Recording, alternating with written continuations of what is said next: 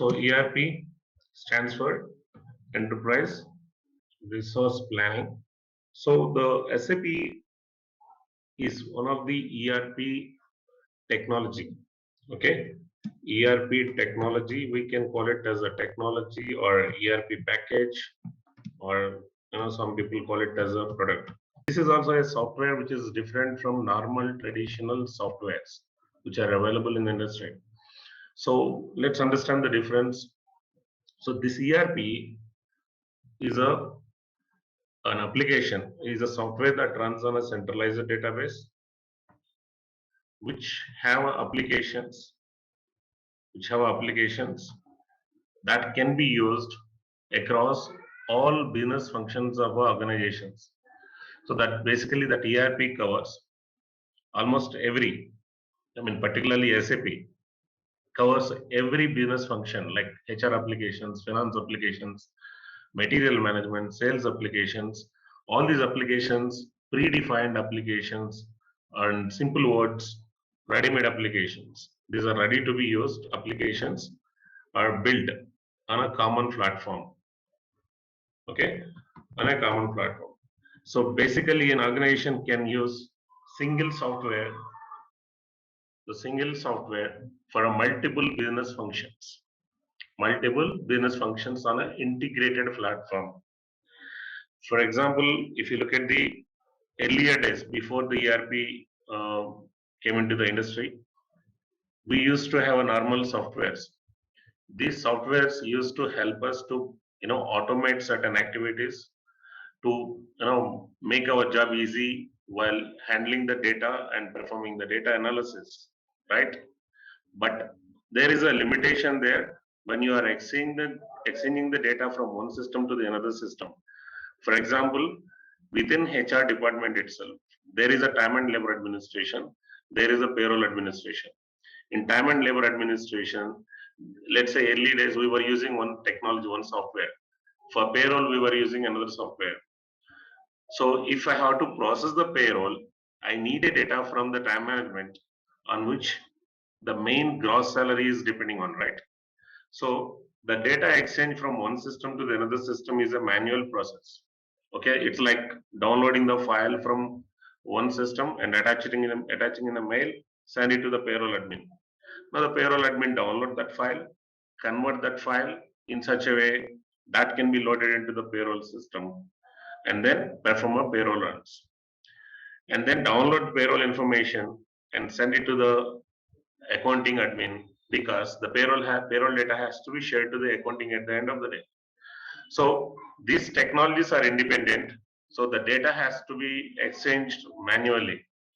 So that limitation is avoided mainly in ERP applications. It's like when you load any data, be it employee data or a cost center data or a material data, okay, or any other data. If you load the data once into the ERP system, it is available for every business application that is built over here.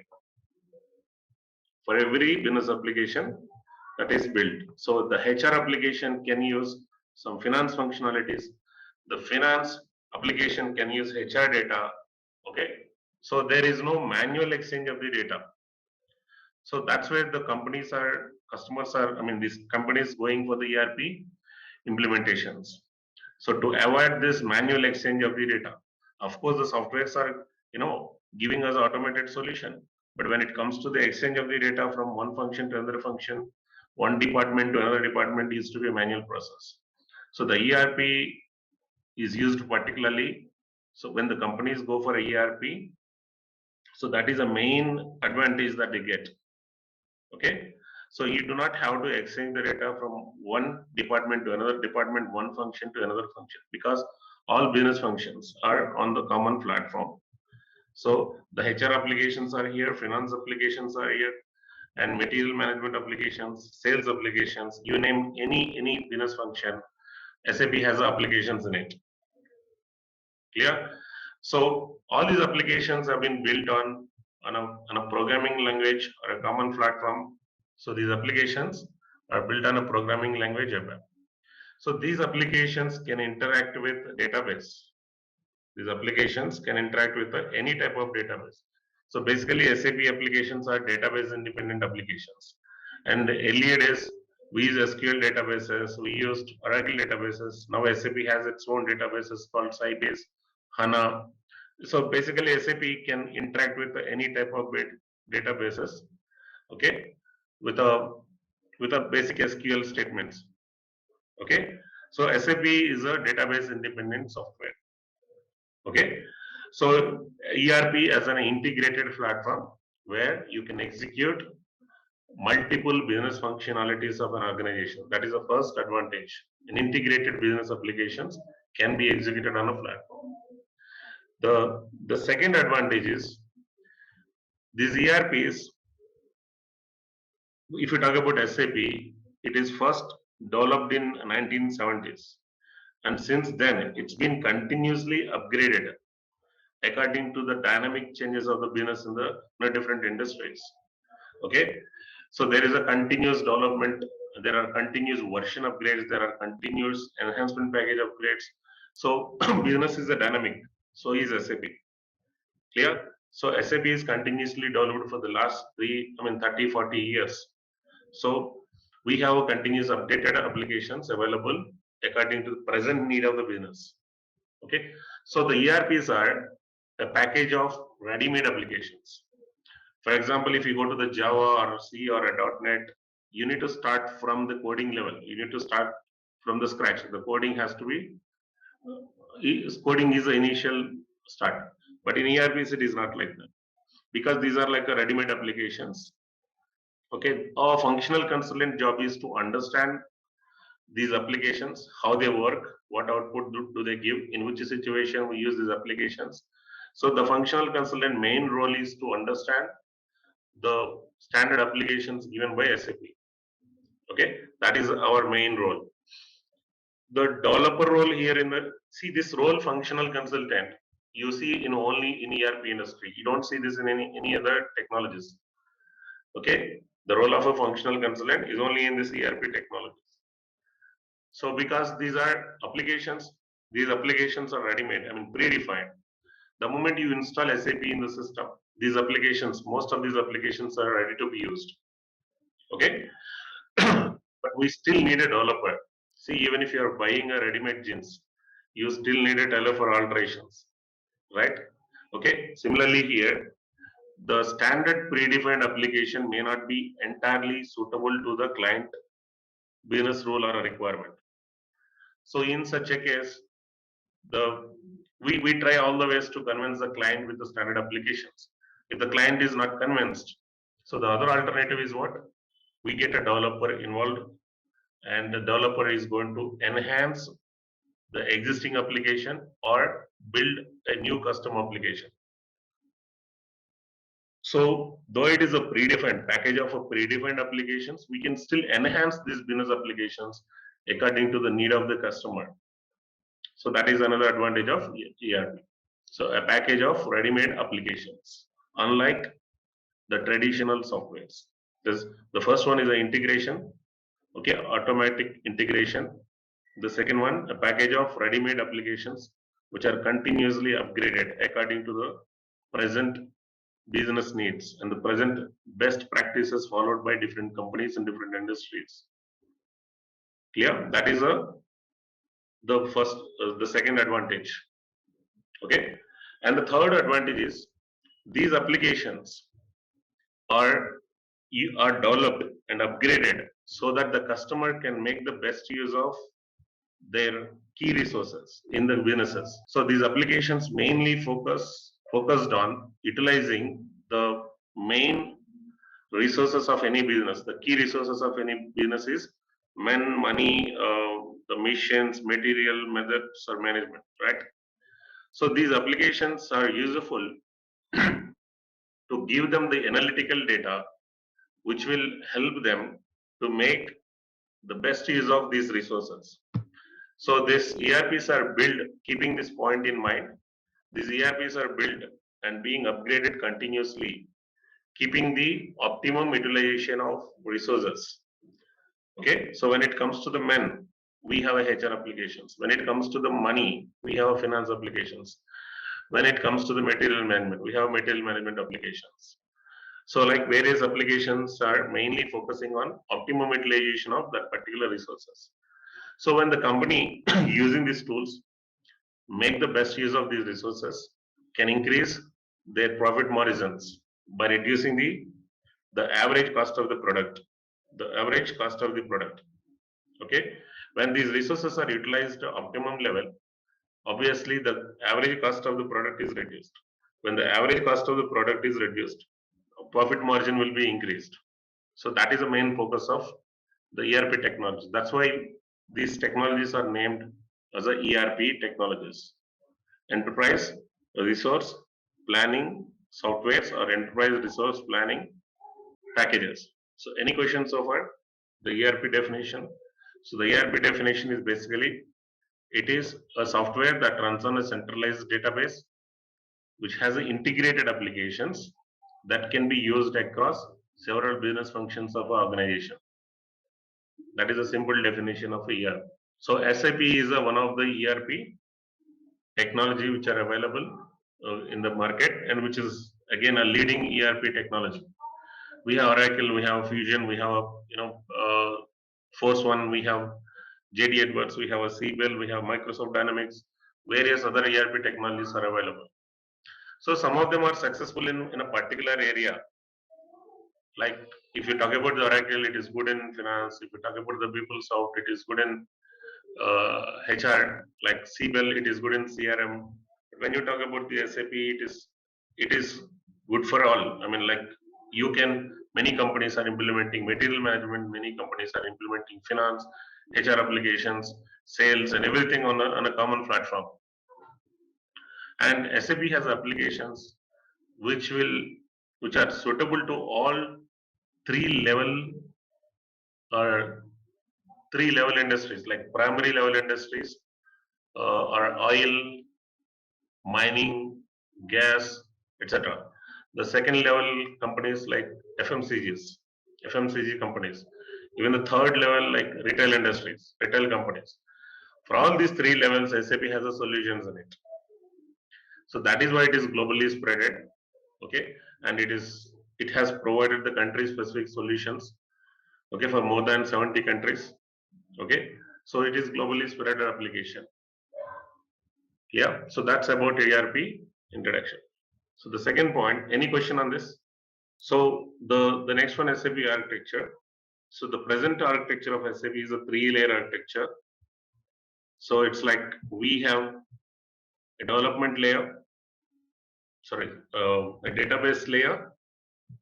It is called database server, which can be located in a some other place, which we don't need to know where is it located. Generally, the customers keep this database server in a country or a place where they think the geographically safe, because if the data is lost, everything is lost. So they keep this database server in one place. Okay, so that's where the data is stored. All the modules data is stored. Okay, then application servers can be multiple. Okay, so these application server, the database server IP is mapped to the application server. The database server is mapped to the application servers. This is where the SAP applications are installed, so that it is mapped with the database server, so that this application can interact with the database for sending the data to and fro. Okay, so the same applications, the customized applications and the standard applications can also be copied to the another application server. You can have a number of application servers connected to the same database. Generally, why we need a multiple application servers? It's because, see, our presentation layers are here. I mean, the consultants, the users, okay, the functional consultants, the users, and the technical consultants. These are the presentation layer. We access SAP from the presentation systems, right? So nothing is installed on our system, okay, apart from SAP GUI application. The SAP GUI application, graphical user interface, one of the widely used method to access SAP screens, right? So our applications These application server IPs are connected to our presentation systems. When the number of users are increased, so definitely the performance of the application might be slower, application server. So that's when the companies can go for another application server, so that the users can be spreaded between these two application servers, so that performance can be better. Like, so these applications, this application server IP address is mapped over here. Okay, so to access these SAP applications, we need to install SAP GUI here. SAP small application called SAP GUI application, graphical user interface application, which is generally the job of SAP basis, SAP admin, who will take care of this, the GUI installation on the presentation system. Okay, there are two ways we can use SAP screens. One is SAP GUI, graphical user interface screen. Another one is a URL. Okay, so you can use a URL also to access SAP screens. Clear? So this application server IP is connected here. So the user ID and password is given to us. So we access these applications using our systems. These systems are called presentation systems. So this is a presentation layer. This is a presentation layer. So that's where the customer and the consultants use the system. I mean, they customize the applications. It's like we are connecting remotely. It's like a Gmail. So when we have a URL and user ID and password for the Gmail, we are able to access the Gmail through our mobile and the laptops. But the data is not stored in our system. It is stored where the data first moved through the servers, okay, application servers, and then it is placed in the database. Similarly, when you want to retrieve, when you have to download something from the Gmail, again, when you click on user interface, okay, download the data, for example, then that request goes through the application server, and then it goes to the database, get the data, and manage it in application server, and give it to us in the front end screen. So nothing is stored in our personal system, okay, but we are able to access every application. So this is called user interface. Okay, so in SAP also we have the same thing, SAP GUI. Of course, it is not a URL. Okay, you can directly the screen will be open when you log in. So we are able to access the screens application. So we are like connecting to the application server. The pages from the application server appeared here. The pages from the application servers are appeared here. So we load employee data, we run payroll, we print the pay slips. Okay, we execute bank transfers. Every activity, user activity, is performed from the end user screen, UI, user interface screen. So every request, every button we click on, okay, every button we click on, every request we are sending here, it goes through the application server. Sorry, it goes through the application server. For example, if I enter the data, employee number, ID, the first name, last name, gender, nationality, all these details. The moment I click on this button, okay, save, then in the background application get activated. So the command will be sent to the application server. So that command is what? Save. Okay, so then it reads the data that is entered here, and then it manipulates the data here in the application layer. Okay, it might convert, or it might translate, whatever it is. Okay, it manipulates the data and pass it to the respective table in the database. Pass it to the respective table in the database. So this application server basically work like a communicator between the user and the database. It's not just a communicator. It can perform a calculations, it can manipulate the data, and it can give us the data in the required format. Like it can give us the data in the form of report, in the form of a file, in the form of a form. Okay, it can give us the report in any format. So the data is manipulated in the application layer only.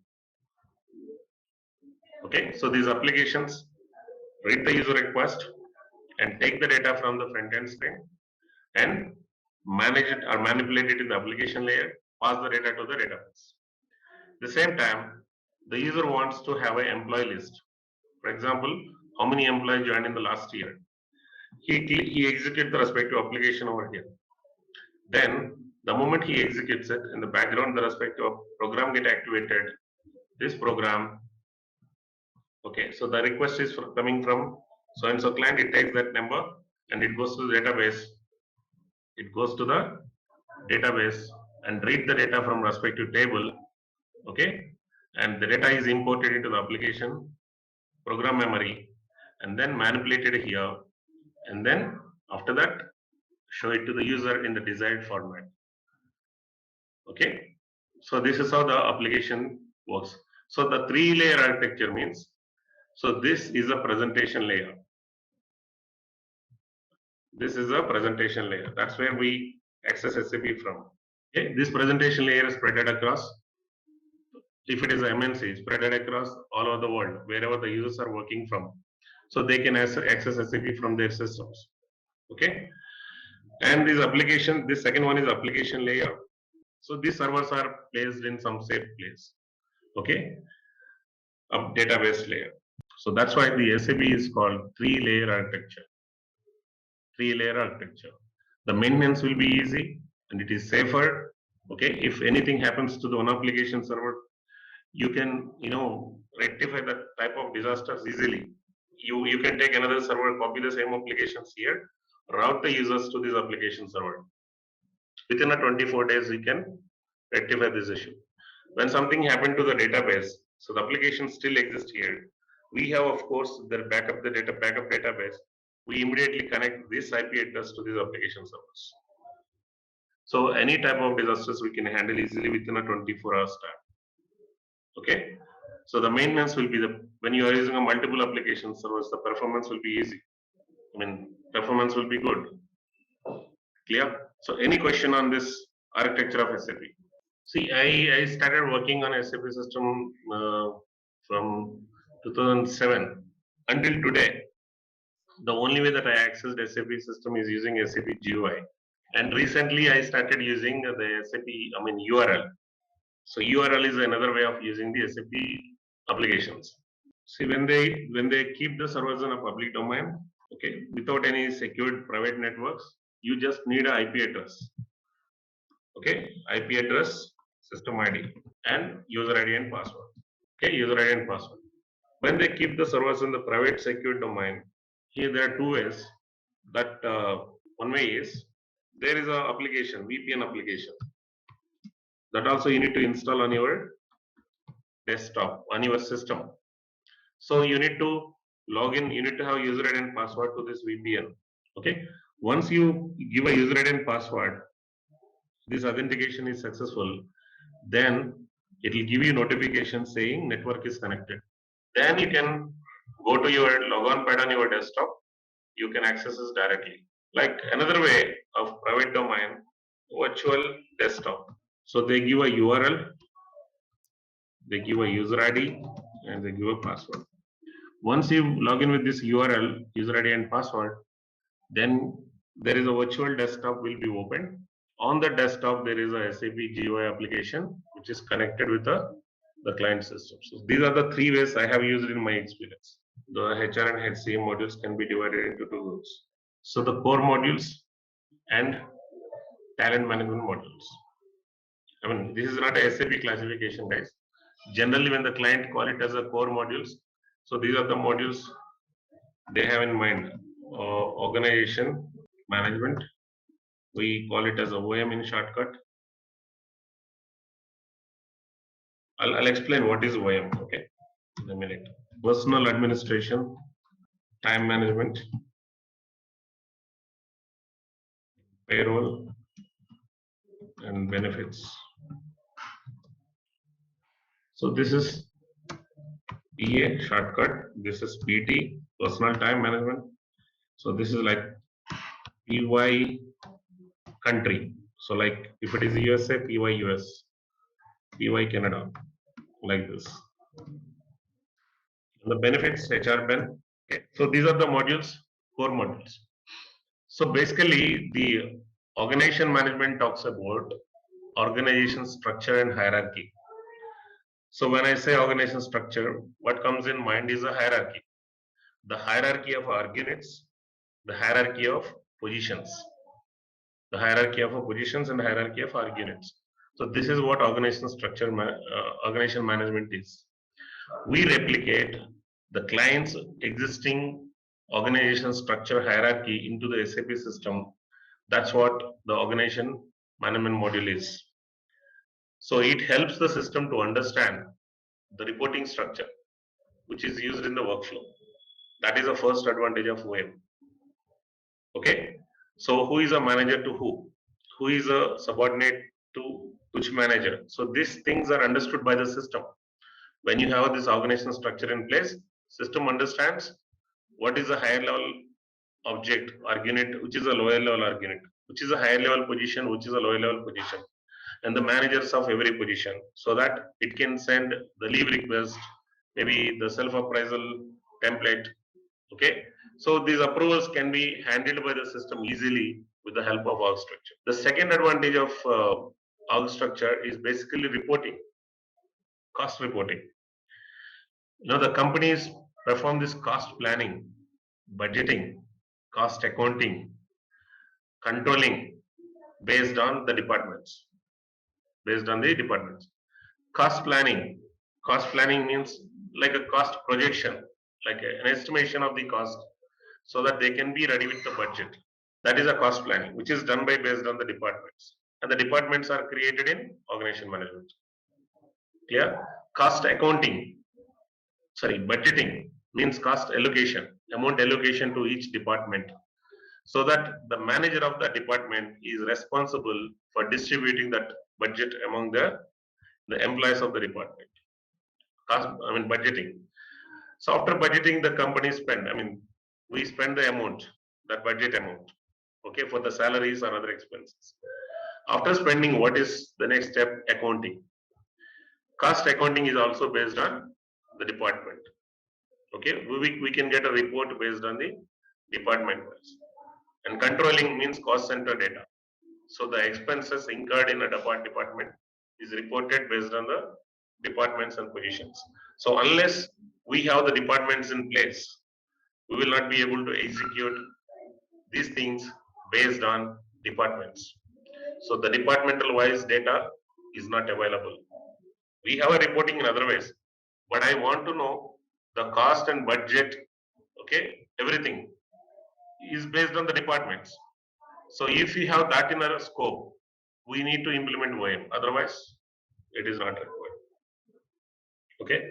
The third thing, we have the recruitment. So what is recruitment module like? Like filling the vacant positions. So vacant positions are created where again in organization management. A position is a vacant or filled is again in an organization management. So if we have a recruitment module in a scope, then we have to have organization management implemented, because that's where the positions are created, jobs are created.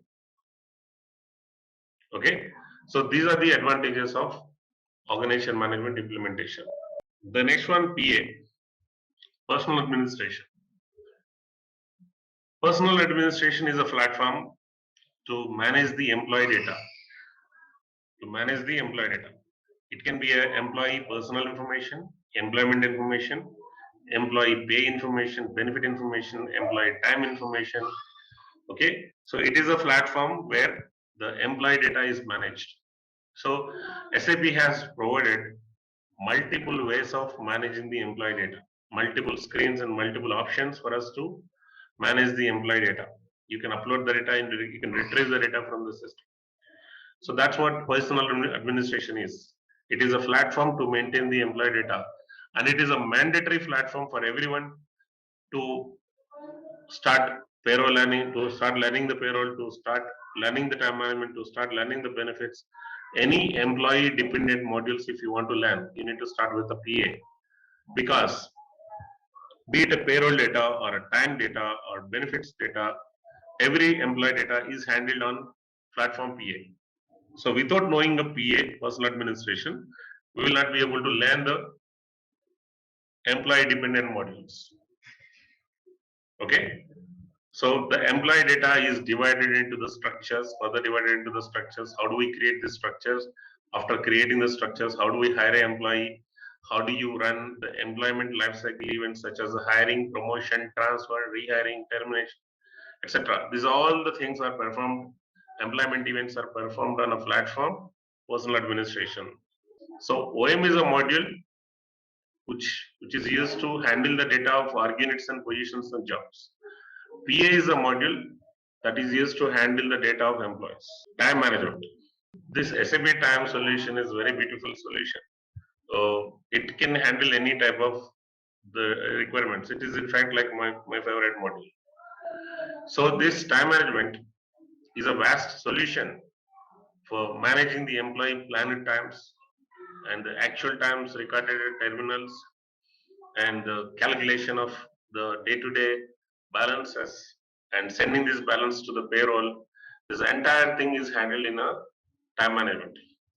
So you can classify this time management into three types, three categories, not three categories, three parts. The first part is like a planned times, means the times that employee is supposed to follow every day. It is a shift planning, and each shift times, start time and end time, break time, end time, break time, start time, break time, end time, schedule end time. Are there any tolerance times? Is it a fixed type of shift or flexible shift that employee should follow? And the day offs are on what weekdays? So this and holidays. Holidays on what weekdays? I mean what calendar days? So this entire planning, this is called planned times. That is the first part. The times that employee is supposed to follow as per the agreement is first part. Creating a planned times of employee and maintaining the planned times to the employee so that employee follows the times. The second part is actual times. See, in the planned times it says employee login at 9 o'clock, employee should log out at 18. I mean in the 6 o'clock in the evening. But employee will not log in exact time, when employee will not log out exact time. He might log in earlier, he might log in little late. The same time he might log out earlier or late. So in such situations, how do we apply the pay policies for the employee attendance? Are we handling the late coming? Are we handling early left? Are we handling any unjustified times during the plan working times? Okay, so this is called actual times. The actual times are required, when the pay policies are depending on the actual times. Yeah. So the third part is the calculations part. So when you compare your planned times with the actual times, you get the balances. So that balances determine the gross of an employee. The balances means numbers, like regular working hours are how many, overtime hours are how many, late coming hours are how many, paid absence hours or unpaid absence hours, extra overtime hours are how many. So these calculations are arrived based on the plan working times versus the actual times recorded. So these three, so the time management can be divided as of these three parts. Okay, the planned times that employee is supposed to follow, actual times employee actually recorded a time terminal. The third thing, time balances calculation. Okay, time balances calculation. So this is the information that is required for the payroll.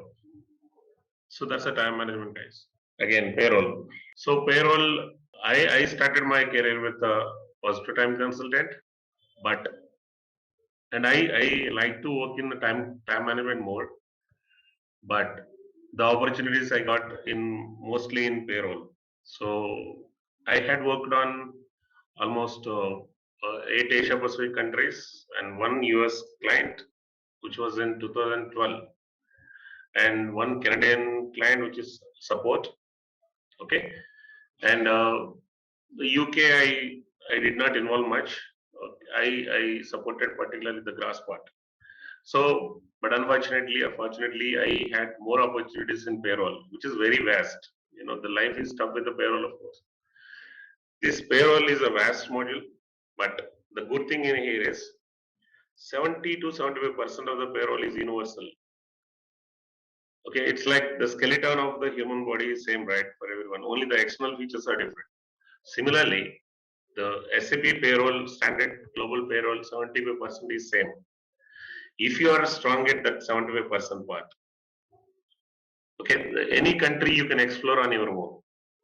So, so that 75% part includes every common payroll practices like payslip printing, bank file generation, posting, calculation of the gross salary, calculation of the net salary, salary proration, and absence valuation. These things are common in any country, right? Okay, when you talk about the payroll, without these things, okay, there is no payroll. Absence valuation, salary proration, gross part, net part, payslip printing, bank file generation, check printing, posting to finance. So this skeleton is same for all the countries. So if one person learns the payroll for one country, that means he learned 75% of all other countries.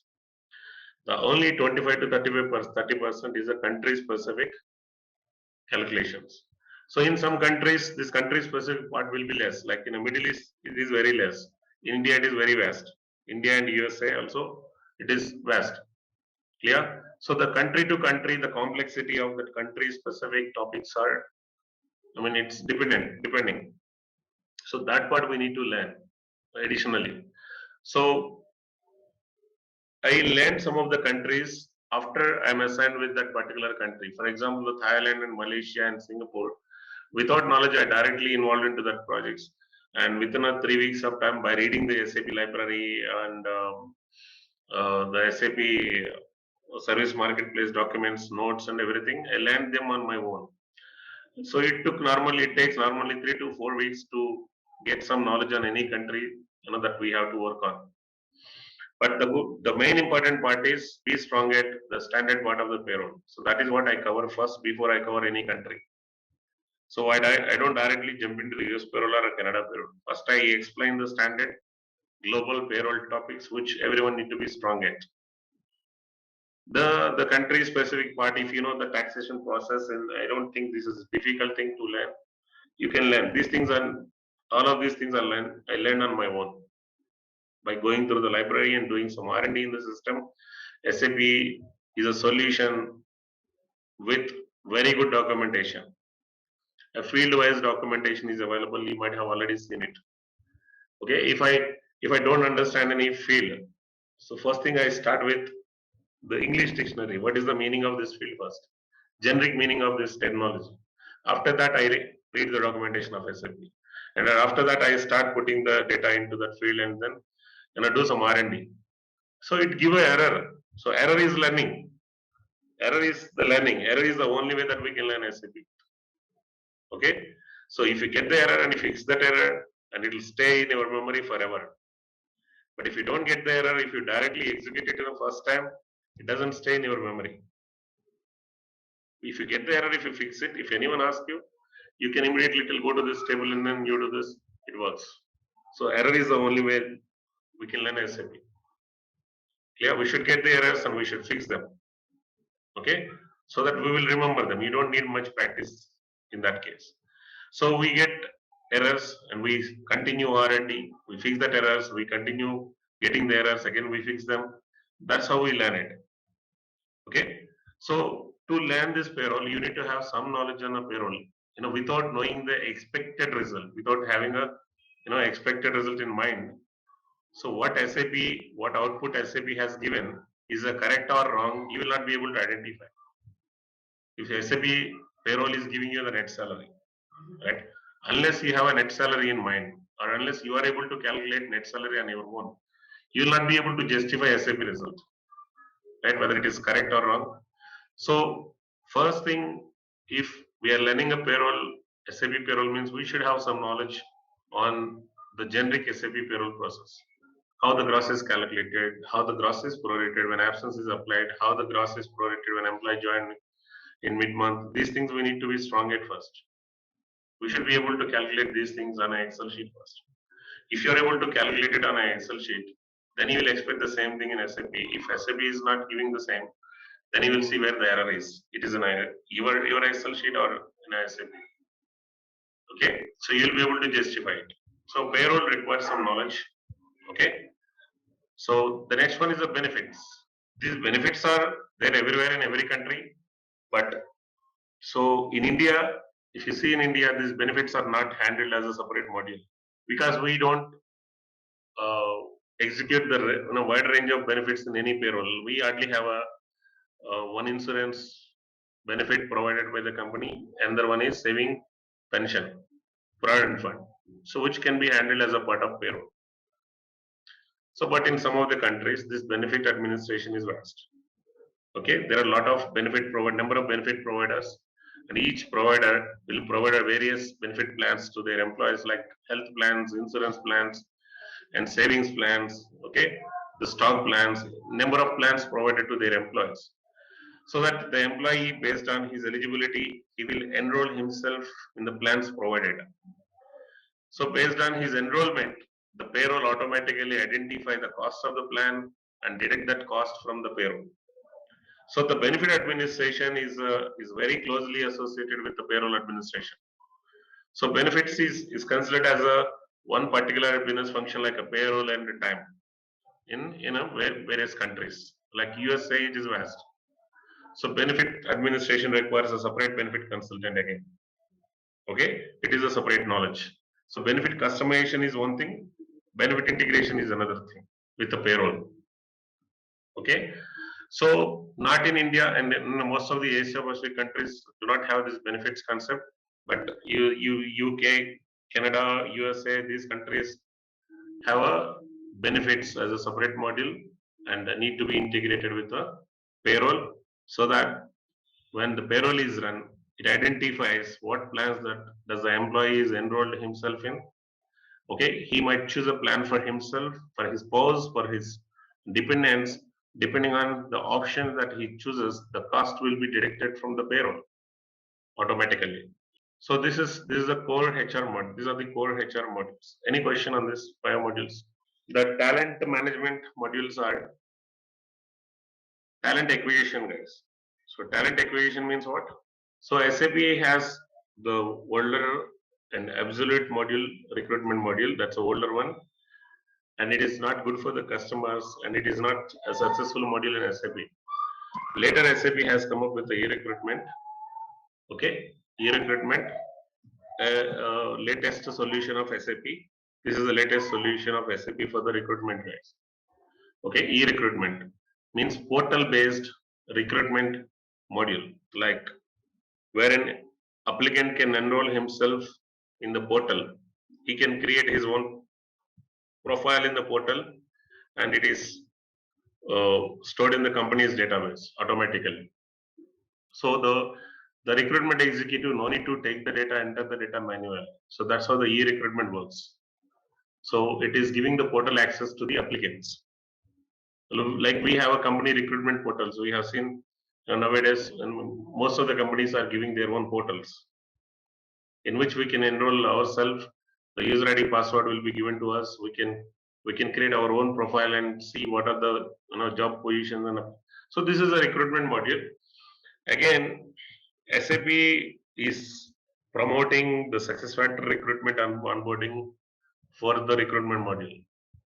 Unless the client does not want to go for cloud application, okay, SAP is offering the recruitment, success factor recruitment and onboarding. If client wants to use on-premises model, then the SAP suggests the e-recruitment solution. So it requires the enterprise portal knowledge. It requires some enterprise portal knowledge, not just a SAP recruitment configuration.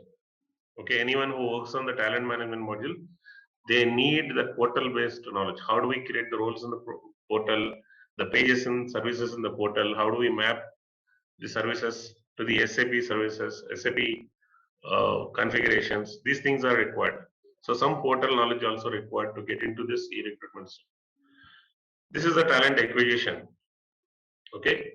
So next, talent measuring means performance management system. Okay, PMS. So that's why these appraisal templates are created and released to the employees, so that employees submit their self-appraisal. As soon as they submit self-appraisal, it goes to the manager. for the approval. They have a discussion. After that, they give a final rating. The employee acknowledge it, and then it goes to the third level like this. This performance management system is used to measure the performance, talent measuring. So there may be review periods, 2 periods or 1 period in a year. Okay, so these appraisal templates are initiated. So this solution provide the customers to create various types of appraisal templates like objective setting appraisal, peer appraisals, 360 degrees appraisals. Various templates can be created using this PMS mode. Okay, and the next one, so talent acquisition and the talent measuring, and then talent improvising means LSO, learning solutions, so which is basically the solution for the training and development or learning and development. So the companies give a training to their associate to improve their skills in a particular area, okay, so that they can make the best use of these resources. Clear? They can improvise their technical skills by, see, these corporate trainings and all part of the LSOs, learning solutions. So this SAP has given a solution LSO for handling the training and development in the companies. Okay, so this is being an important area for all big companies. There is a separate department in the companies which is called learning. So they use this LSO solution. Okay, so there are live trainings, there are recorded trainings, there are documents, there is attendance tracking, there is a post evaluation test. All these things are handled in a training and event management model. I mean this LSO. Okay, so there are some mandatory trainings, there are some optional trainings. Okay, and there are trainings enrolled by your manager for yourself. Like you must go through this training. Okay, so the manager can enroll as a part of your appraisal discussions. So this LSO provide the tools to handle this training management.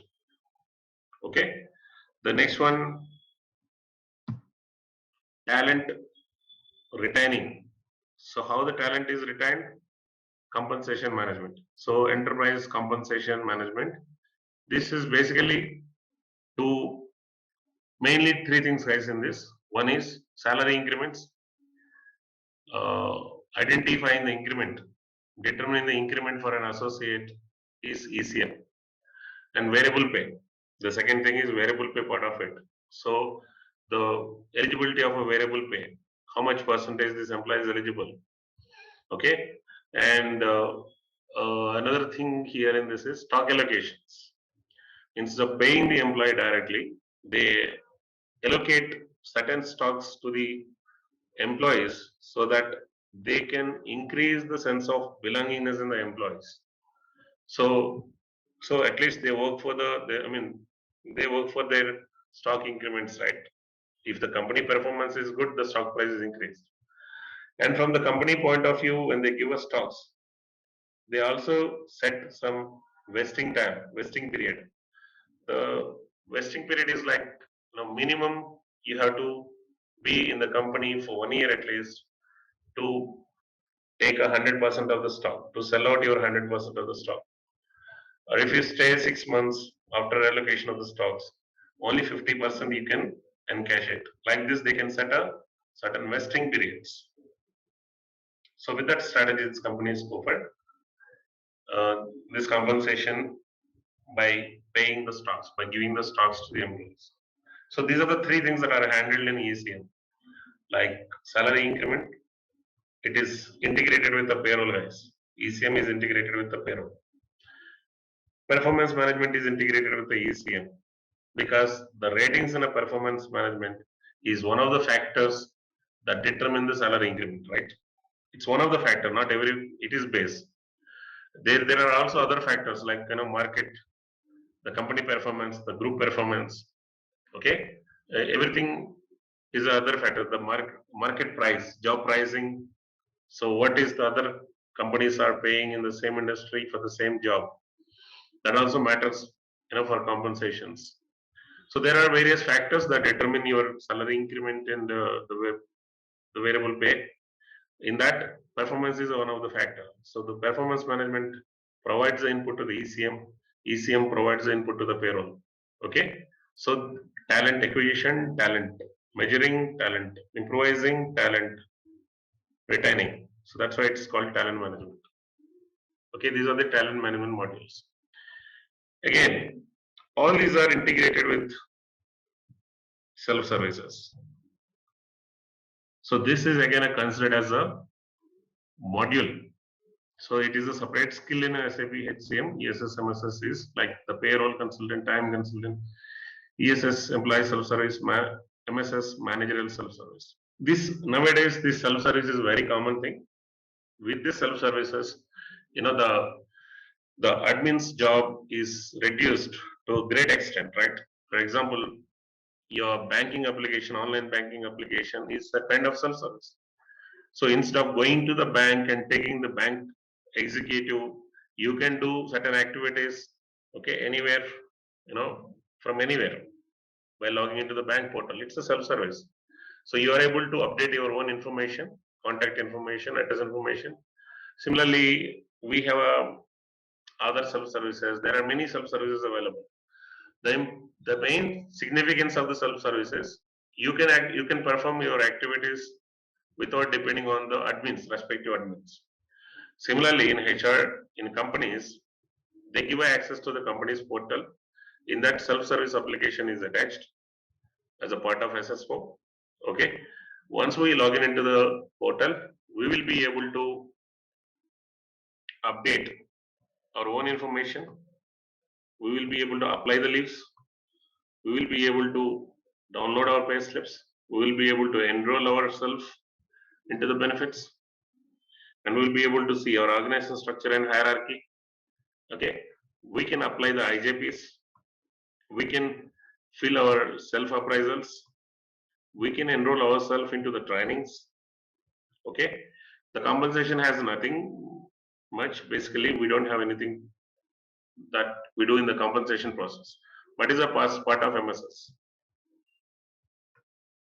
So all are integrated. All the services are integrated on a portal, and the portal is part of your company portal. So once you become an employee of one company, you get a portal access. In that portal access, you get your self-service access. So this is a separate platform, not SAP platform.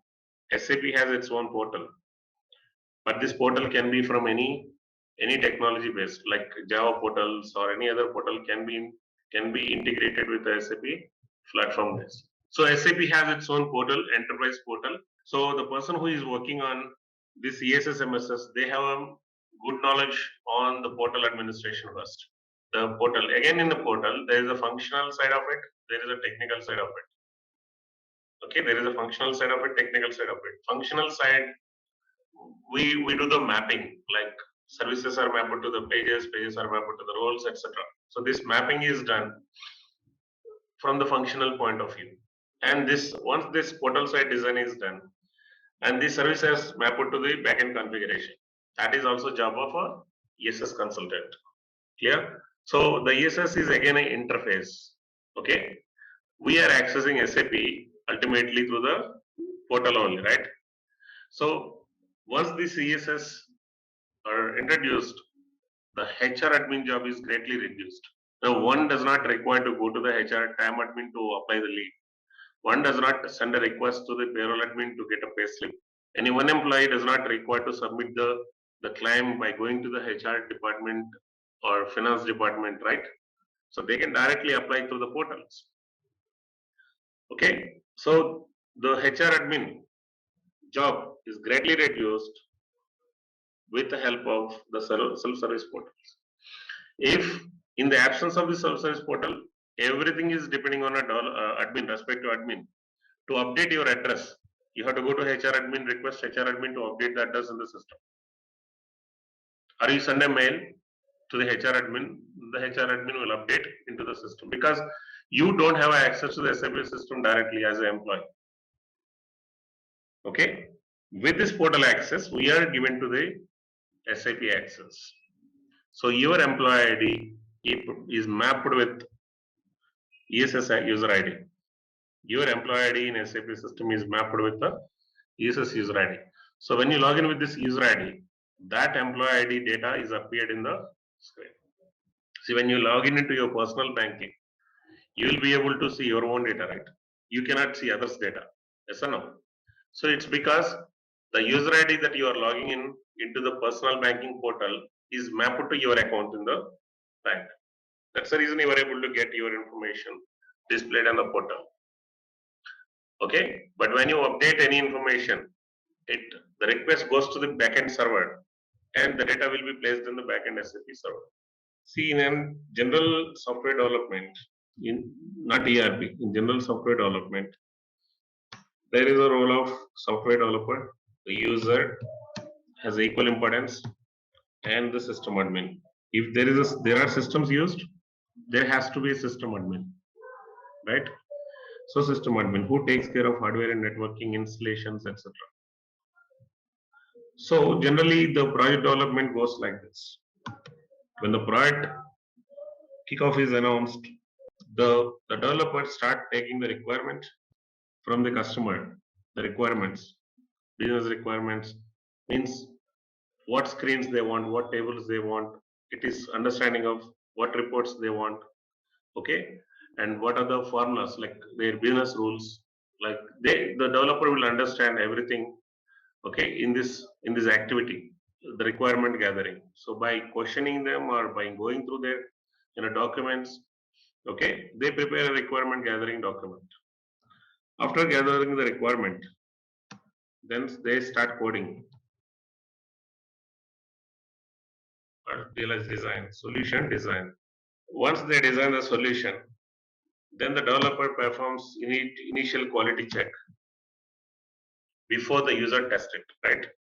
So the developer has to ensure it is working fine in all the dimensions that he tested first before the user tests it. If he doesn't test it first and then when the user tests it directly, the user faces a lot of issues. Then he will be scared to use that application. Tomorrow he is responsible for that application. So the quality check by developer himself is important before he gives it to the user. The user is new to this software, so there has to be a user training and the user manual preparation. After that, the user prepares the test scripts, and based on that, the user testing is started. UAT, or we can call it as a CAT. User acceptance testing, customer acceptance testing. The user testing will be there. So user testing and then user approval is important after testing. Okay, once user approval UAT is done, there may be a pre-production testing. Not every company do this pre-production or a parallel testing. It is like this UAT or CAT is the testing the system with the dummy data. So whatever the scenarios that the user remember, they test it. There are certain scenarios user might not remember, they miss them in the UAT and CAT. So that's why to identify such situations, we have a parallel testing or a pre-production testing. Testing the system with the real-time data. Like if the company has the 5,000 employees, and if the 5,000 employees payroll is already completed for a month of January in the legacy system, so for the same data, January month data, we run payroll in new technology and we calculate the net salary. This net salary is downloaded and the net salary from the legacy system is downloaded and compared. So if any scenario that is missed over here, definitely covered on one of the other employee over here. So that is main intention of executing the parallel testing. It is a complex activity. UAT is basically testing the system with dummy data. I mean, sample size 50, 30 employees, covering 3-4 cases on each employee, the user tested. But this one, parallel testing or pre-production testing is a testing with the real-time data for the pay period where the results are already executed in the legacy system. The same data is downloaded from the legacy system, uploaded into the, like SAP system. We calculate SAP payroll results. See, when the technology is changed, the net salary will not be changed. Yes or no? You run payroll on for employee XYZ on technology A, there is a net salary. Same employee, same data on the technology B. Okay, same net salary it should give. So when there is a change in the technology, there should not be change in the net pay, right? So on that basis, we do this parallel testing.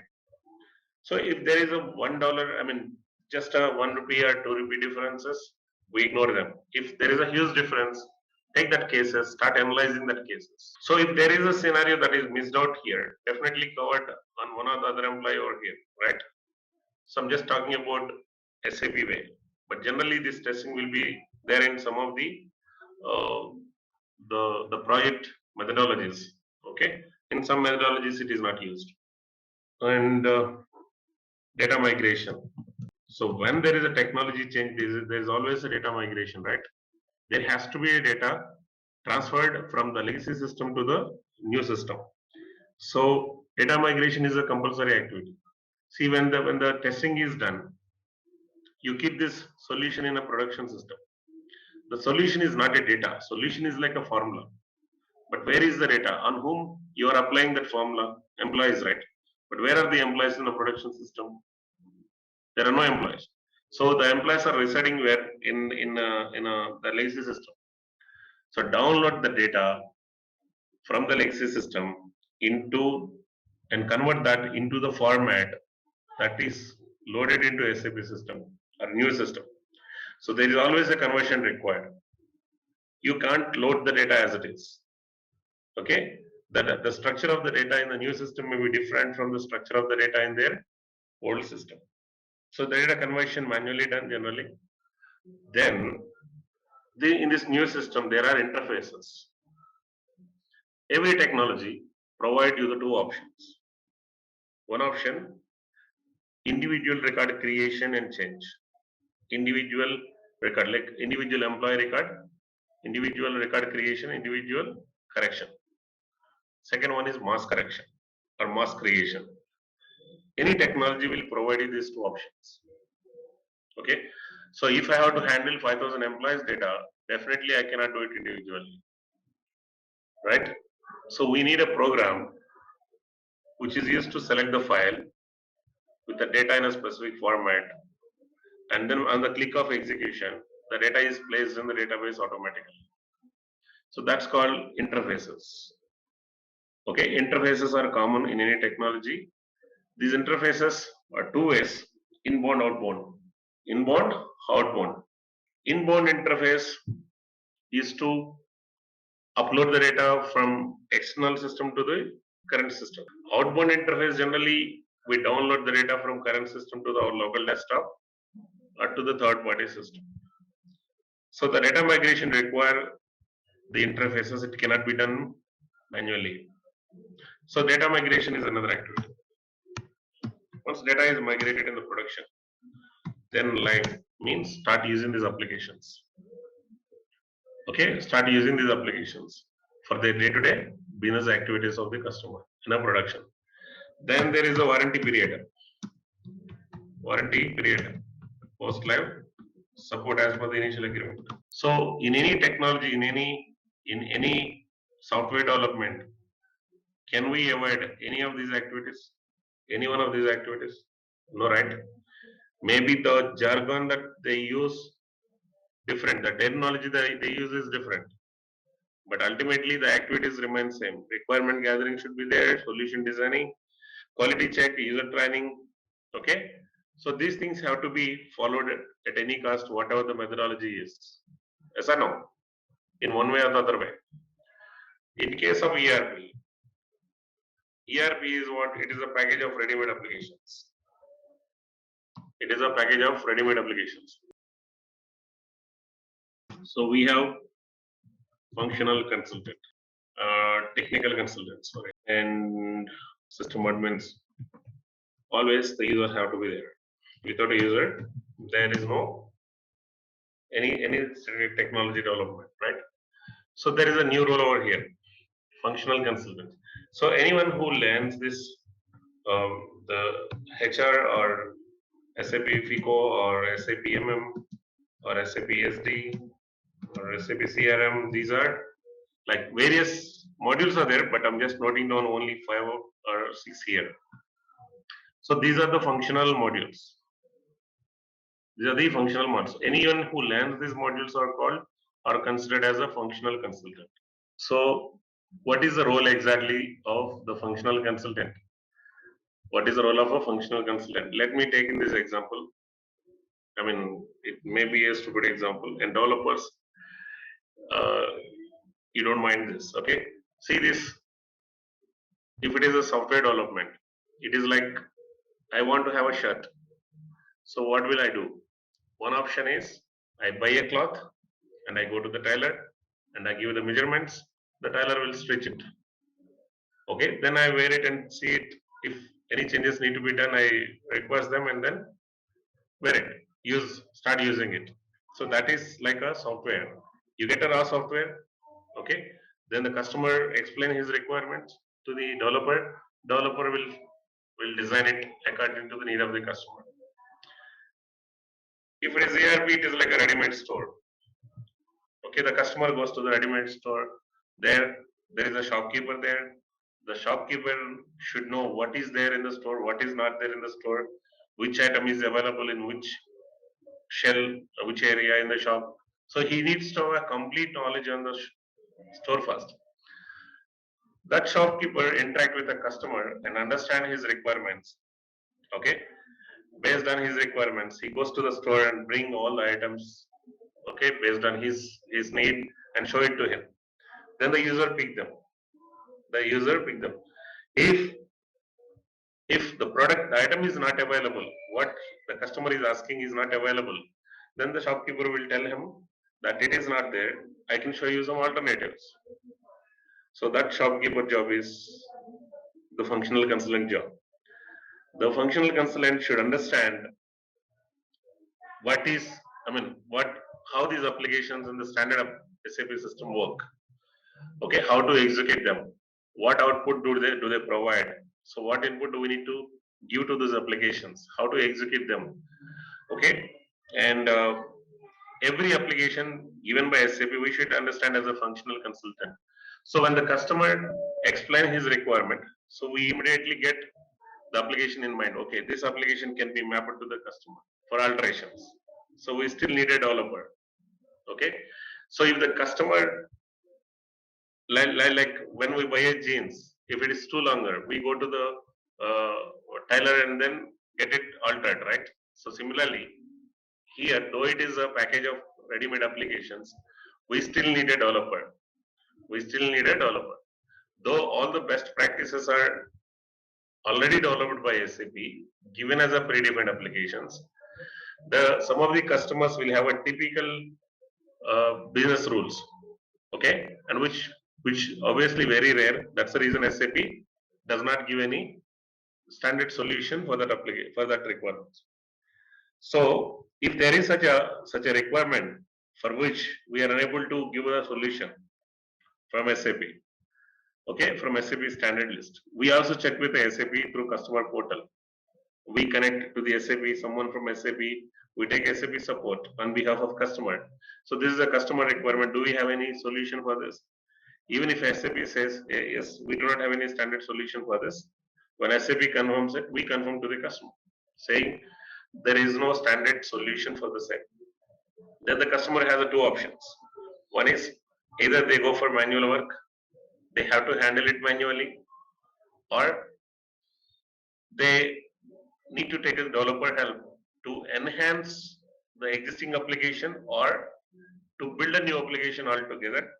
Okay, so that's where the developer will come into the picture. Okay, technical consultants.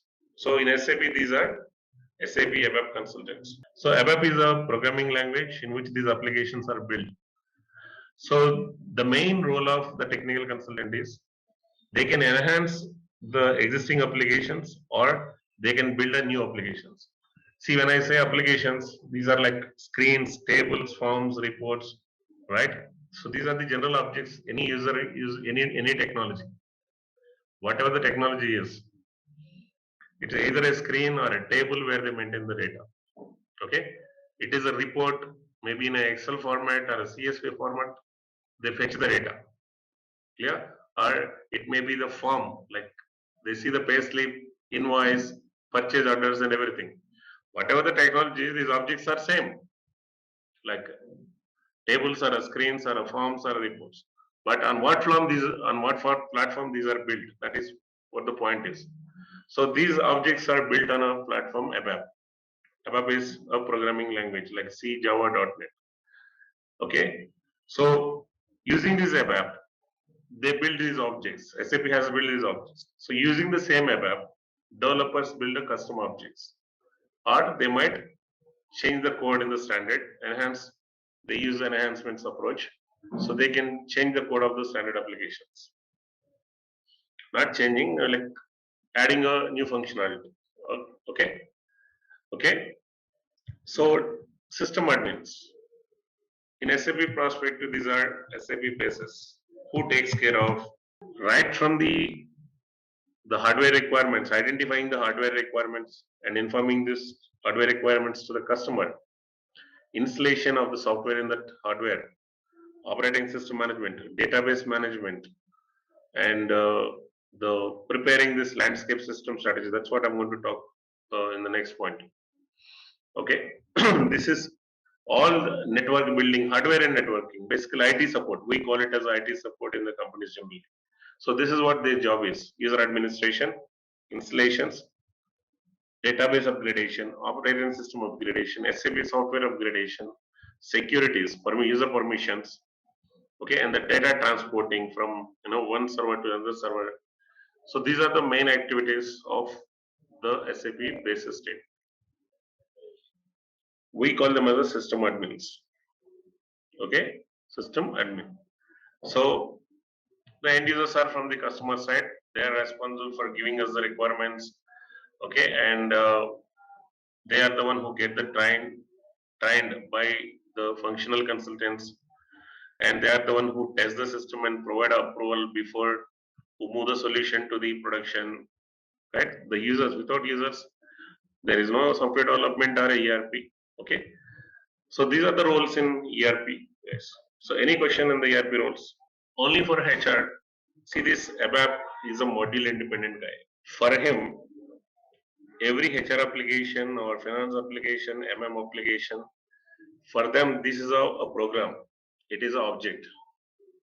So they build the HR object, they build finance objects, they build material management object. So they build these objects. Like it may be an object, maybe a table or a form or an interface, okay, or a report or a workflow. So it can be anything. It can be enhancement.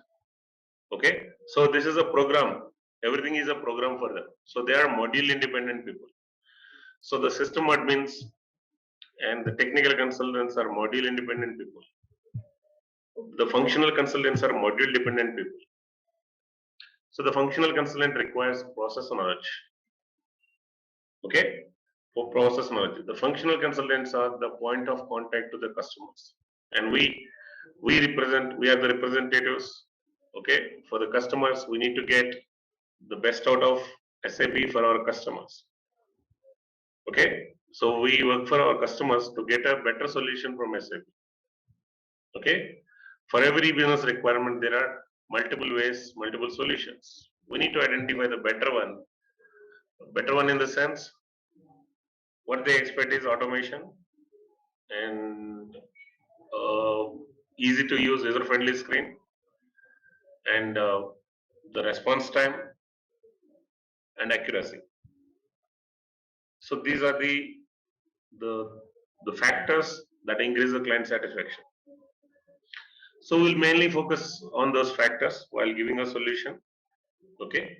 So whatever is available in the standard, the best we try to give. If we know very less applications, we may not be able to give the better to the customer. Okay. So we try to explore the applications. SAP is is developed, and every day there are enhancements developed by SAP. There are features, additional features developed by SAP. They are released in the name of what? In the name of versions. Version is like a big change, guys. Version is like a big change. The last time the version release was in the ECC 6.0, which was in 2005, I guess. Since then, does this mean since then there are no improvements? The new releases, the another name to the new releases is enhancement, enhance, enhancement packages. So right now EHP 8 is being used. This is what I have seen with my customers. 9, I'm not sure. I'm not explored whether it is released or not. EHP 8. So when it comes to when it compared with the version is a bigger change. It brings a change at architecture level or UI level and the change in all the areas. Okay. Enhancement package is like it brings the changes in multiple modules, like 3-4 changes in 3-4 features, additional features in HR, 3-4 additional applications in finance, 3-4 like in say sales, like this. The EHP brings multiple module applications, new applications, components. The new release can be a component, a particular scenario.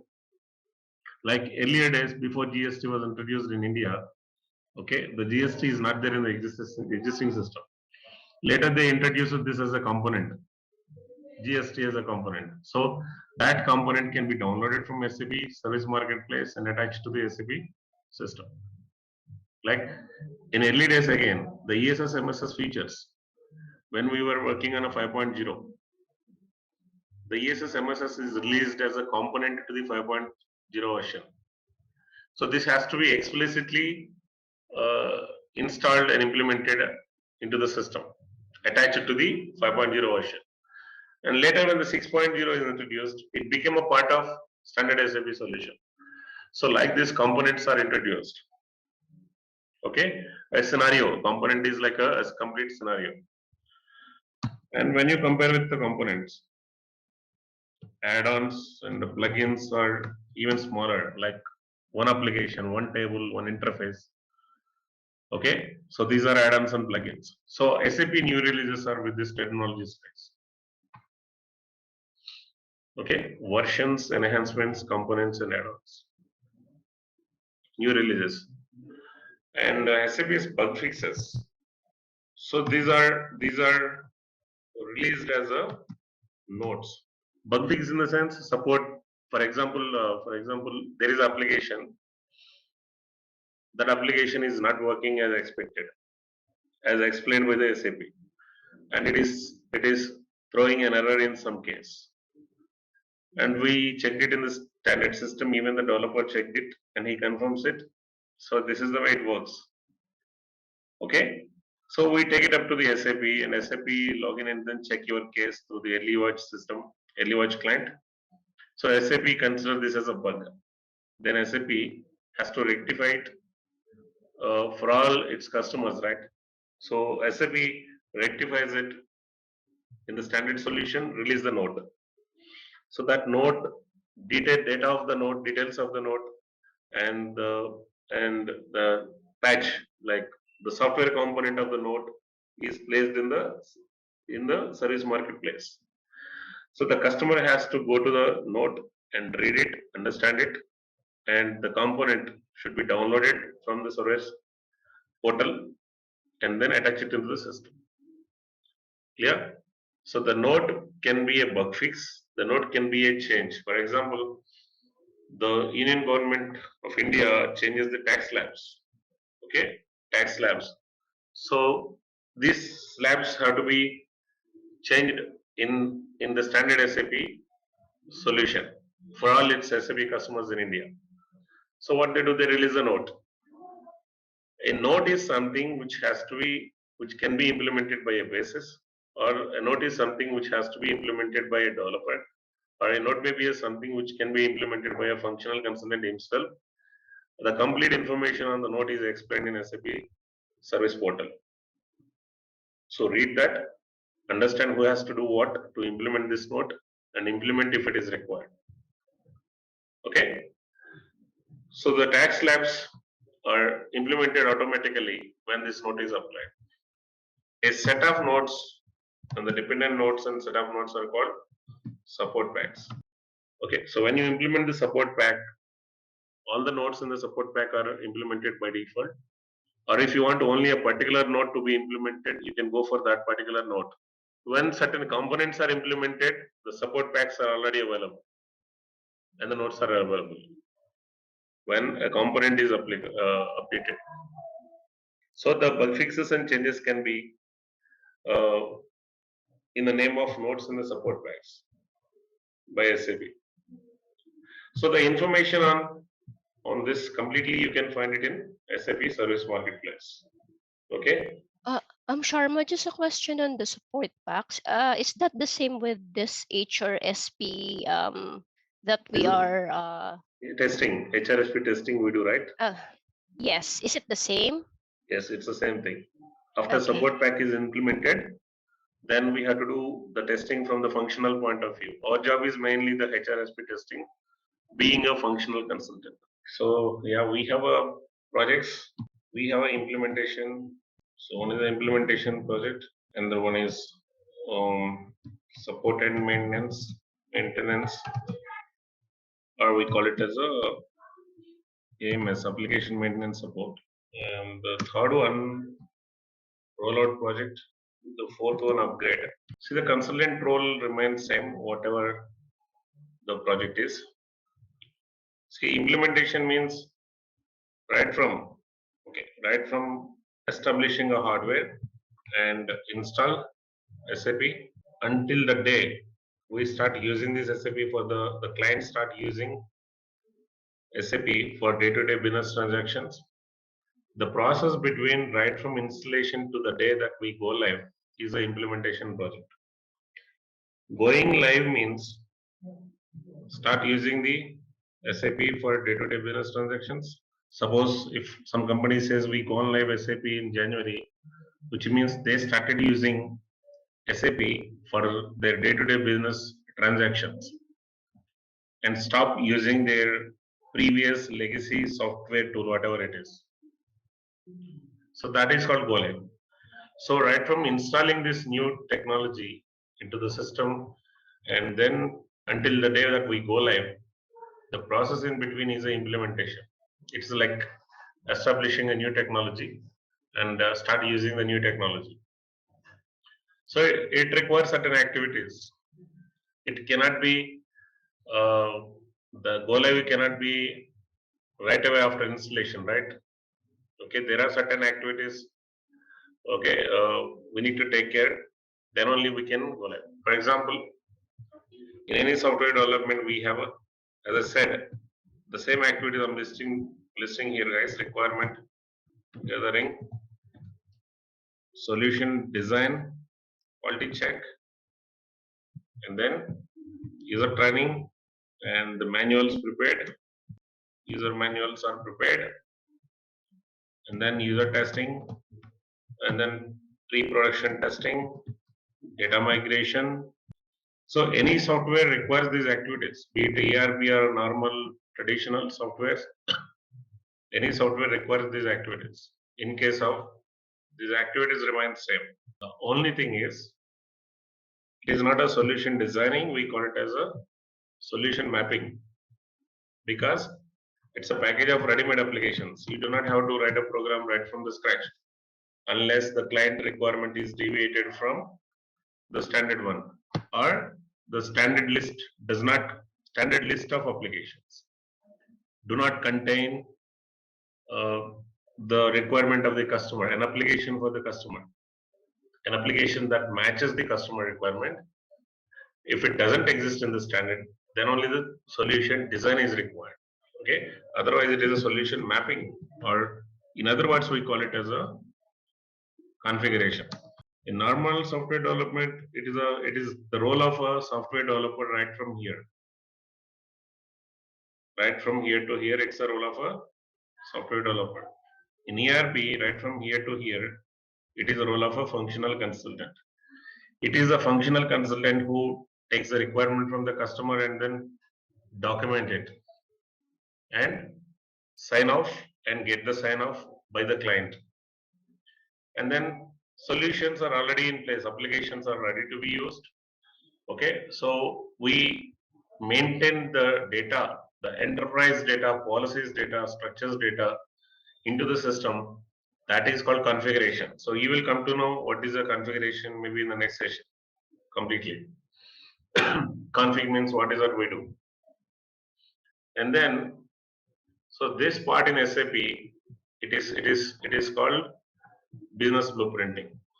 It is a document, or we consider it as an agreement between the customer, client, and the consulting company. Okay, it contains the total list of business requirements. It contains a total list of business requirements and agreed by the customer. So it's like the client sign off because he is agreeing that these are my all my 100% requirements. Tomorrow I'm not going to change them. From the consultant side, he should sign it off that he is promising the solution in SAP. It's like a solution plan also in SAP. So both the parties must sign off on this business blueprint, and then we get access to the system. Okay, then we start working on configuration. We call it as a configuration is a part of realization phase. So in this realization only, this QA quality check is called in SAP environment. It is called unit testing. So it is a testing that is done by the functional consultant himself. Every scenario that we map should be tested thoroughly at this stage from all the dimensions. See, for example, when they say, clients say, for the employee who is in a grade 1 and level 2, the salary is $5,000 per month. That is the requirement of the customer. Okay, so we hire an employee with the grade 1 and level 2, and we see if 5,000 is maintained or not on the table. That is a straight testing, direct testing. The other testings that we need to do is, what if employee takes unpaid leave? What if employee takes a paid leave? What if employee joins in the mid-month? What if employee is terminated in the mid-month? What if employee takes a full month unpaid leave? What if employee salary increases in the mid-month? So all these scenarios have a different outputs, right? Okay, and all these scenarios, no two clients follow same method and same formulas. Yes or no? So that's where we gather the requirement. Okay, in this situation, how the salary has to be prorated. In case of termination in the mid-month, how the salary has to be prorated. All these testings should be done from our side. Initially, these scenarios must be part of blueprint. The client will give us the formulas. So the same scenarios will be tested thoroughly here during the unit testing. We need to ensure while end user testing it, he says he faces the less number of issues. If the unit testing is not done properly, when it goes to the end user, then the UAT takes a longer time, and there may be escalations as well when the user testing it. So we rectify all issues possible based on our understanding. We have a 2B blueprint, which is a base for testing, and we test it as a functional consultant. Now, so user manuals are required. There are templates because SAP is like a uniform solution, right? So every company has this user manual templates. We modify wherever it is required and give it to the customers. It should explain right from logging in, and how they maintain the data, how the salaries are executed, salary calculation is executed, how pay slips are printed. Everything should be part of this user manuals. And the users perform the testing based on the test scripts prepared by themselves. And if they see any issue, they raise it to the consultant. The consultant has to fix it. So there are two reasons for any issue, either a data issue or a configuration issue. Data issue is something that should be rectified by the user himself because he entered a wrong data that is resulting in issue. It is not a solution design issue. It is a data issue. When it is a configuration issue, definitely that situation occurs for more employees, more cases. Clear? Okay, so that is one way we can come to conclusion initially. Is it a config issue or or a data issue. If it happens to one individual, most probably it is not all the times. Most of the times it is a data issue. If it is happening to the multiple employees, most probably it is configuration issue. Most of the times. So the consultant can log in into the system, actually see the issue. We can see the issue on one employee and identify that issue and fix it. So this cycle will be repeated until the last scenario is tested and working fine. Until the last scenario tested and working fine, this cycle is repeated. The user testing. So once all the testing is done, the user will give a sign off.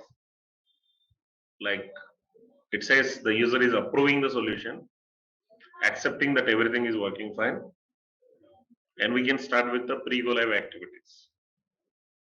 Okay, so there can be other testing as I explained earlier. Parallel testing and a pre-production testing is done. Then the solution will be moved to production. The solution is moved to production. In a production, data migration is executed. Okay, means uploading the data into the SAP system. Then they start using the SAP system. This process is implementation, guys. Okay, implementation. So we have various methodologies used by SAP. I mean by the companies, and most of them are derived from ASAP accelerated SAP methodology. We have nowadays Activate methodology, Waterfall methodology, and Agile methodology. Various companies follow the methodologies. More or less are same. All are same. If you are strong at this ASAP methodology, you can easily adopt the other methodologies also. Okay, because the things that we do in this ASAP methodology are there in every other methodologies. The process is different. Okay, so this is an implementation project. What is that we handle in a support and maintenance projects? See, as long as the customer use a technology, there has to be always a technical expert available, because the technology might give an issue anytime, or there is a change in the business requirement. Anything, it can be anything. The consultant or developer or the person who changes the solution and correct the solution should always be available, be it 10 years or 20 years, as long as they use the technology. So that is called service support and maintenance. Mainly two things here: support and maintenance. The tickets handling or incidents. Generally, we in general terminology issues in a existing solution. Though we tested it on a 3 different levels, no solution is 100% correct. Definitely, there will be a case which is not identified in a quality or user testing or a pre-production testing. Some situation the solution may not work, the configuration. Okay, so that's when the client raises a ticket. Some call it as a incident, some call it as a tickets. But basically, it is an issue in the existing solution. Say, for example, the net salary is incorrect. It is not coming as expected. Or in a month, the net salary is coming more or less. Okay. So the client identifies that as a issue. Okay. So then he will not fix that issue by himself. He is an user. He works on only on front end. So there will be two reasons for any issue. There will be two reasons for any issue: either data issue or solution design issue. Is either data issue or a solution design issue. So if it is a data issue, who will see it? Again, the functional consultant has to log into the production system, or maybe if the production system access are not given, create a case or clone a case into the quality environment, and in a quality they analyze it. So the consultant identifies it as a data issue, then guide the user to correct the data, as we are not authorized to change anything in a production. So you should guide the user to correct the data and rerun the case. So that is if that is a data issue case. If it is a solution design issue, okay, so the configuration issue, then we go back to the development system and correct the solution, okay, and you test it. All the activities are performed again, like quality check initially. We test it initially in the development itself from our side. If it is working, then move it to the quality.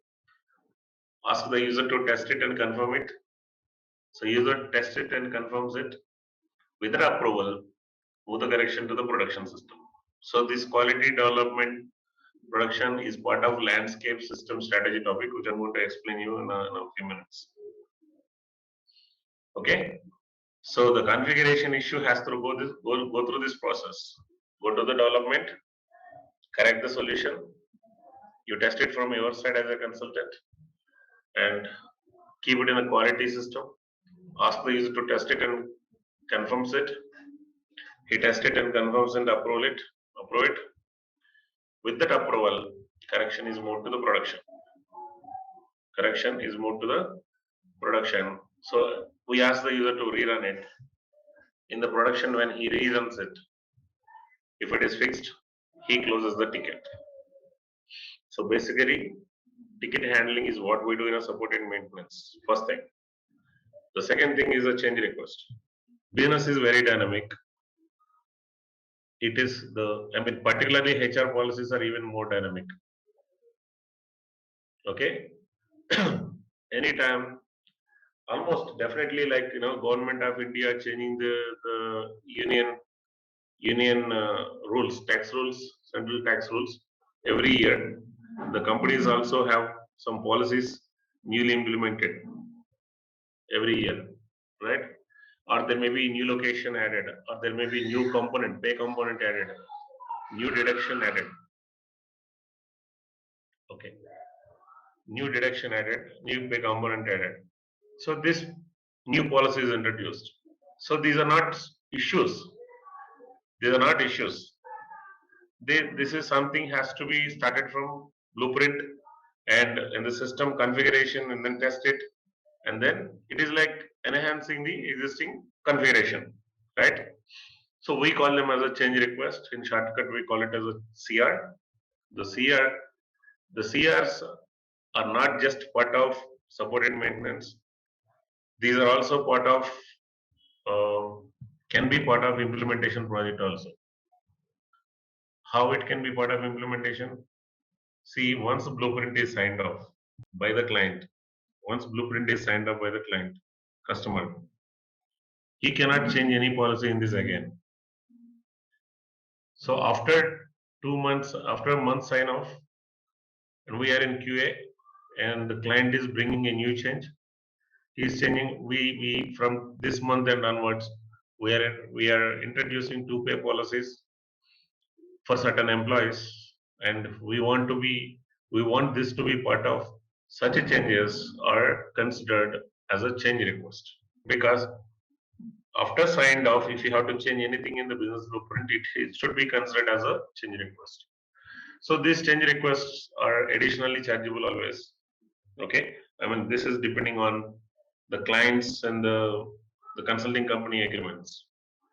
Clear? But usually the change requests are additionally chargeable based on the hours of effort we put on it. So the main role of a support and maintenance project is the tickets handling and the change request.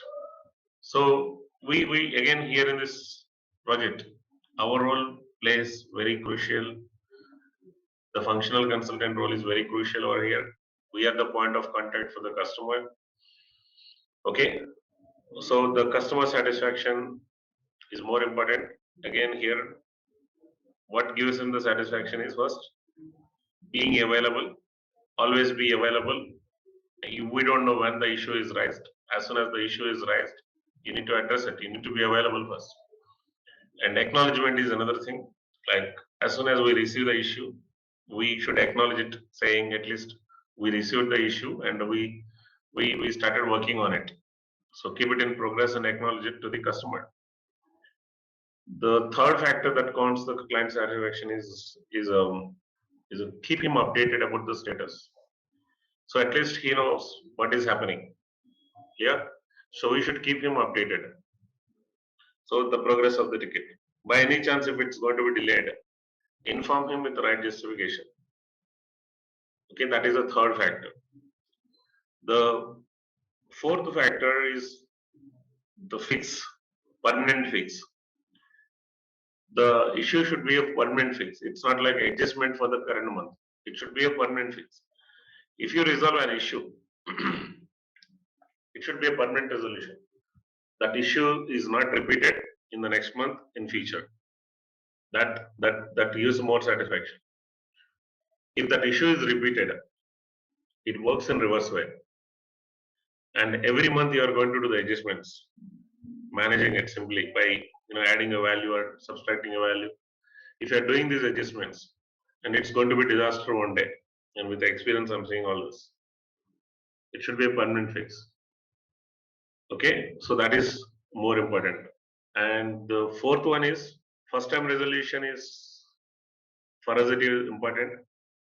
Okay, first time resolution, we should focus on the first time resolution in the sense the moment you receive the ticket, once you understand it with the interaction or exchange of the mails with the customer, once you understand it and you fix it in the configuration level and test it, put it in the quality, and the client approves it after testing.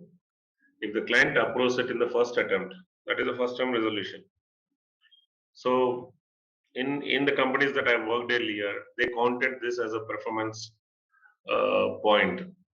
Okay, at the end of the review cycle, this is how many FTRs you have and compared with the team.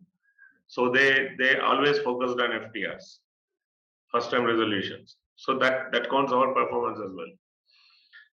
And another point, average resolution time that we are taking is again, it is our performance point, which will be discussed during our appraisals. So the support consultant role is very important role, support and maintenance consultant role, particularly when you are being a shared resource, when working with the multiple clients, you need to take care of these points. Availability, acknowledgement, keep the client updated, and the solution accuracy, the FTR and average resolution times. These are the factors that gives the satisfaction of the customer. Okay. So at the end, we always collect the customer feedback, right? Client feedback. Okay. So that counts the company performance as well as the individual performance. So the support and maintenance projects are very crucial, and it's not easy. So any corrections you are doing, any changes you are implementing must be with an effective date and must be must not affect the existing solutions. So it's not easy. Clear? Okay. So this solution is being used by the customer for a long time. See, all of a sudden, if you are doing certain changes, if it affects existing configuration, it gives, it's going to be disaster again. Clear? So we should be careful and set our effective date controls everywhere for the changes. Okay, so that is, but I'll show you as a part of training. Okay, when we discuss about the topics, we will discuss about this. Any questions in the support and maintenance? The change request will start with the blueprint again. So we update the blueprint version, and the same thing is kept in the configuration. Yeah, for every CR, the first thing is we should give a effort estimation. For every CR, effort estimation is more important because CRs are chargeable, right? Okay, there will be a negotiation between the customer and ourselves on the number of hours we are going to charge. Okay, once customer approves it, then we start update the same in the blueprint, previous scenario and the latest scenario both, and then update the same thing in the system, and you test it from your side, put it in quality, ask the customer to test it, Okay, and when the customer tests it and approves it, move it to the production. Okay, so it should be like your blueprint, the blueprint and the solution in the system should be in sync always. What is there in the blueprint should be as it is there in the solution. Some of the guys, some of the consultants, generally they don't update this in the blueprint, okay, but they update it in the system and the customer approves it. And after a few months of support, you are moved to some other project, and somebody else come into this project. Somebody else is the responsibility of this project.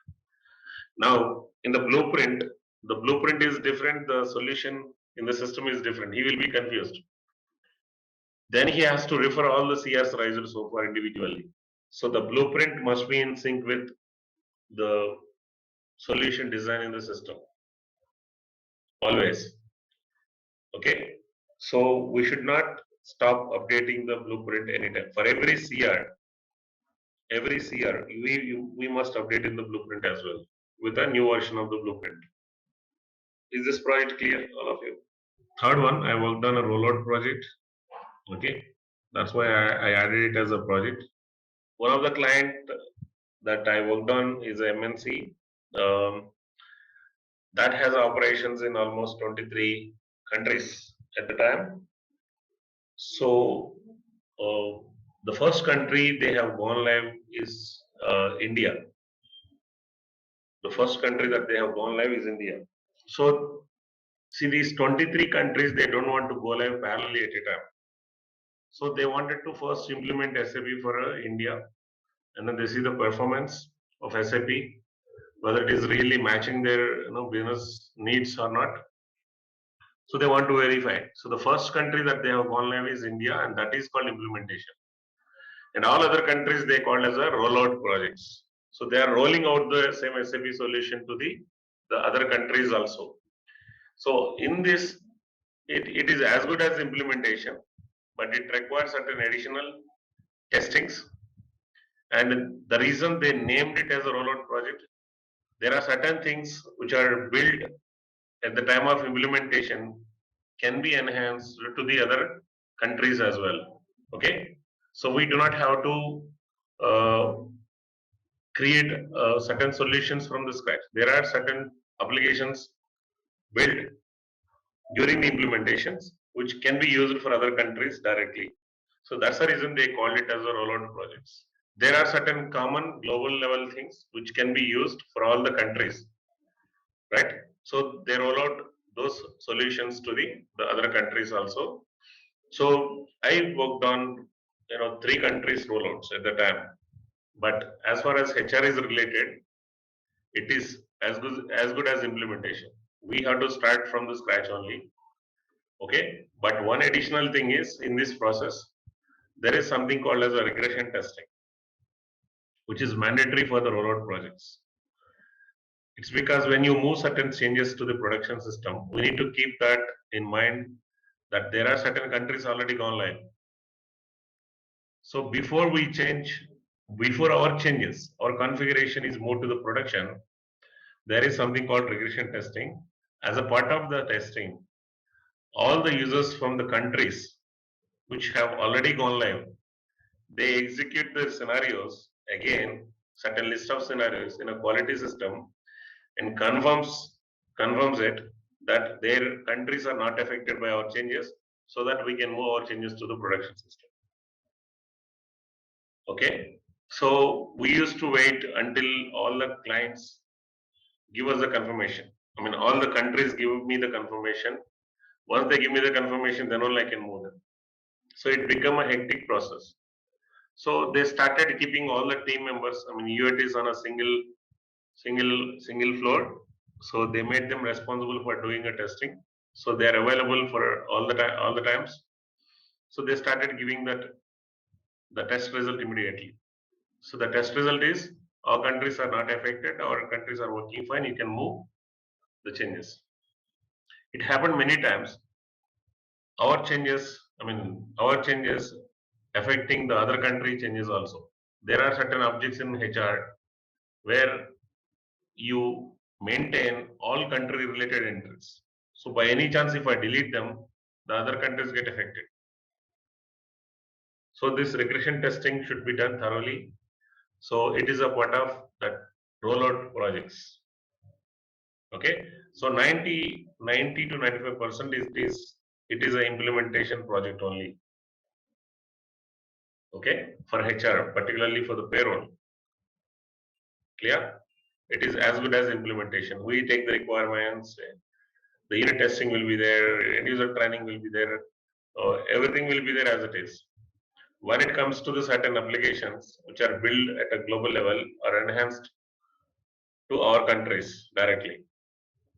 Okay, and also the regression testing is one additional thing in the rollout projects. So anyone who has an implementation experience can directly work on the rollout projects as well. Our role is very minor here. The major role is the base system. Upgrade means version upgrade.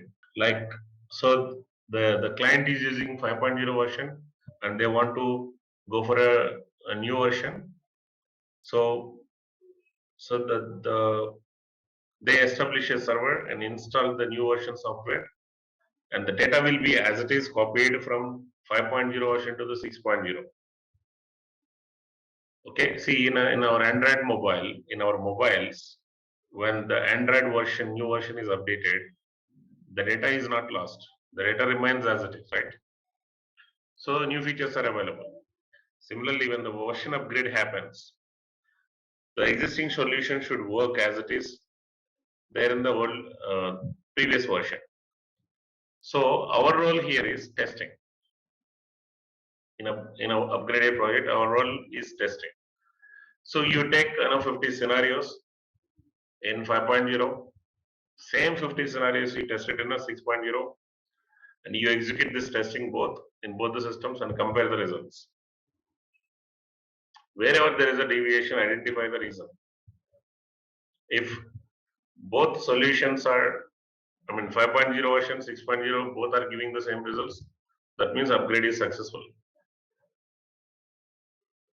Okay, data migrated, data copied from 5.0 to 6.0 properly. So see, when the version is changed, the tables remain same. So the data can be easily copied. Okay, with RFCs. So this is a version upgrade. In this project, our role is very minimum, which is a testing. So these are the project types in SAP environment, guys. So don't worry about noting down these things, guys. As I said, I shared the document. I prepared this document. Okay, it's like an introduction document. I'll share it to the ZaranTech team. They'll share it to you. The next one, landscape system strategy. Okay. So everywhere we have in any software development, we have a development environment, and there is a quality environment, there is a production environment. So development environment, it has its own server, database server, and it has its own application. Okay. And the quality environment, this is a development application server, development qualities, development database server, quality application server, quality database, production application server, production database.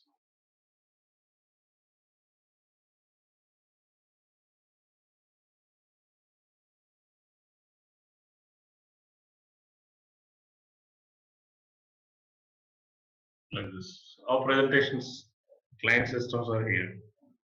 The user systems. User means, when I say user, the functional consultant is an user. Okay. The end users are users, developers also users. Also users. So let's say this is a functional consultant system. He will have access to the development server, and he will have access to the quality server mapped here. He will have access to the production server mapped here. So we can name it, okay, with our own naming convention. So there is no compulsory thing here. Quality system, this is a production system. So what is the production system? Production system is normally is where the real-time business transactions are executed. Real-time business transactions are executed. So there is no dummy data over in the production environment, guys. Okay, so we may not be able to access to the production system. Some customers that I worked on, they did not allow us to access the production system. Okay, so they don't want to see their pay slips. So that's the reason they did not allow us. They did not even gave us the uh, display access. There is no access at all in the production system for us.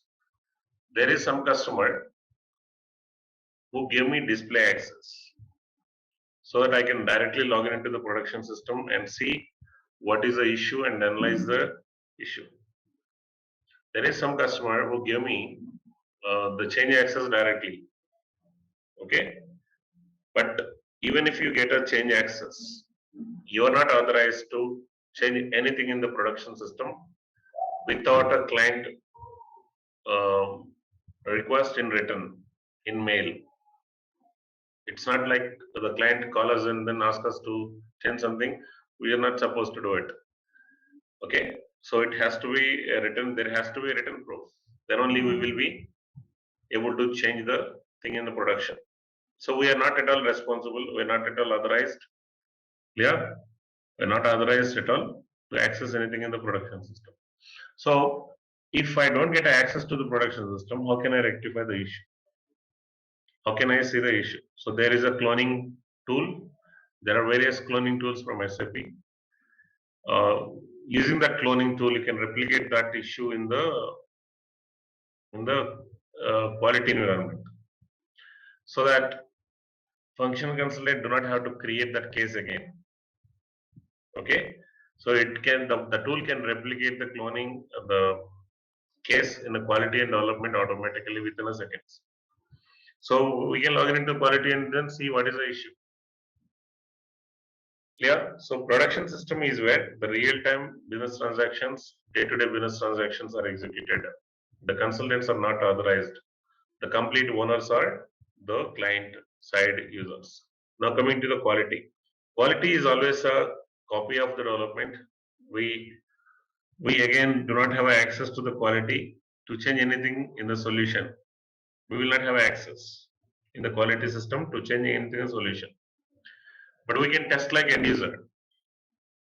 Okay, the front end screen access is given to us so that we can test the scenarios, but we will not be able to change anything in the solution. What is the point in changing the solution in a dummy system? Quality is a dummy system where we enter the dummy data and then test it. Clear?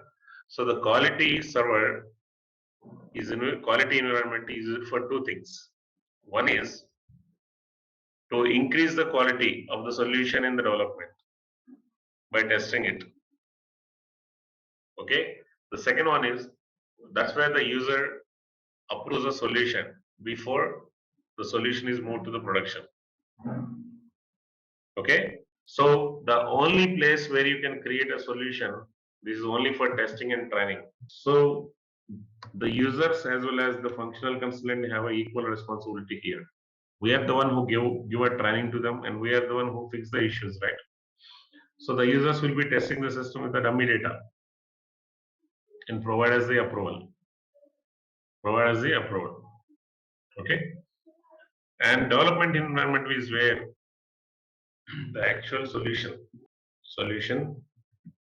creation, solution modifications. It is a only server. So at a higher level, so these are the three environment. So the initial testing done by the consultant, the quality check is also in a development part. In a quality environment, there are two testings. One is UAT, user training, and UAT or CAT, and parallel or reproduction test. I mean, different ways of using it. I'm just explaining the ways that I worked on. Okay, the landscape systems that I've seen in my past experience. Okay, so this is where the user approval. So if I have to move anything to the production, so the first thing is the solution creation modification is here. And the initial testing is done in this environment. I cannot directly put it into the production unless the user test it. The user has to be notified. If you have to move anything to the production, the user has to be notified, and the user should provide us the approval. He provides the approval after his testing in the quality environment. Okay. Once the user approval is given, that solution creation or a modification will be moved to the production. So in production, once it is moved and what it is ready to be used by the client. So be it a issue or CR change request or the initial configuration, everything has the same process. In development, you create a solution, okay, and you test it from your end and move the solution to the quality, ask the user to test it and provide us approval and move it to the production so that user will rerun the case and close the ticket. So the consultants will have these 3 clients added. Users normally they need only these 2 clients, okay, quality client and the production client on their desktop. They don't do anything in the development normally. They don't have anything to do in the development. So they access only the quality environment and production environment. But the consultants should have a development, quality, production, all the servers added on their level 1 point. This is not a complete landscape. Landscape is what I explained based on this. I'm talking about one server now. Okay, one development server or one quality server or one production server. I'm talking about one server, SAP server. Okay, I'm not sure how the NGS landscape is. This is the landscape that I have worked on in my experience. Based on that, I'm explaining it. So as I mentioned, there are various ways of using the servers and the clients in SAP. It might be slightly relevant to your process as well. See, this is a development database and this is the application server. So this is basically the user screen.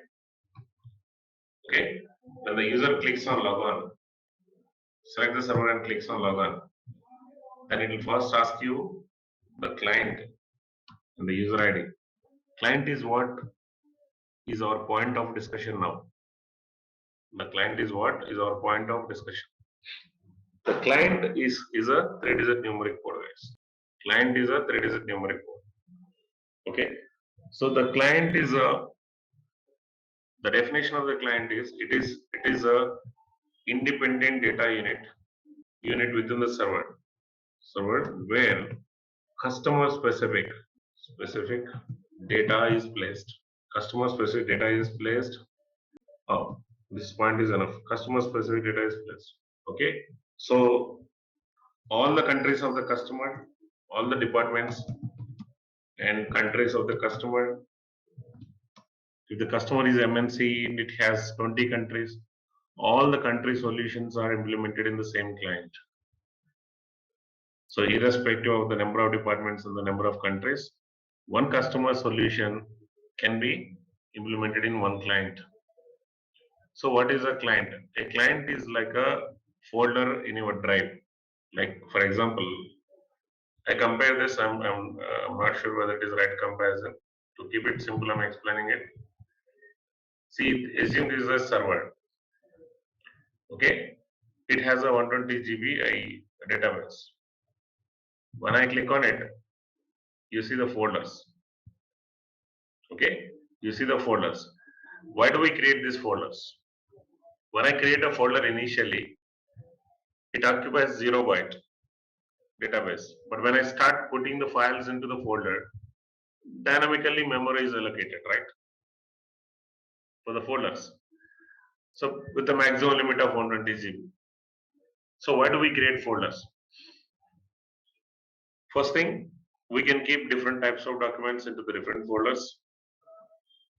Second thing, I can keep one version of the document in one folder, the second version of the document in the second folder.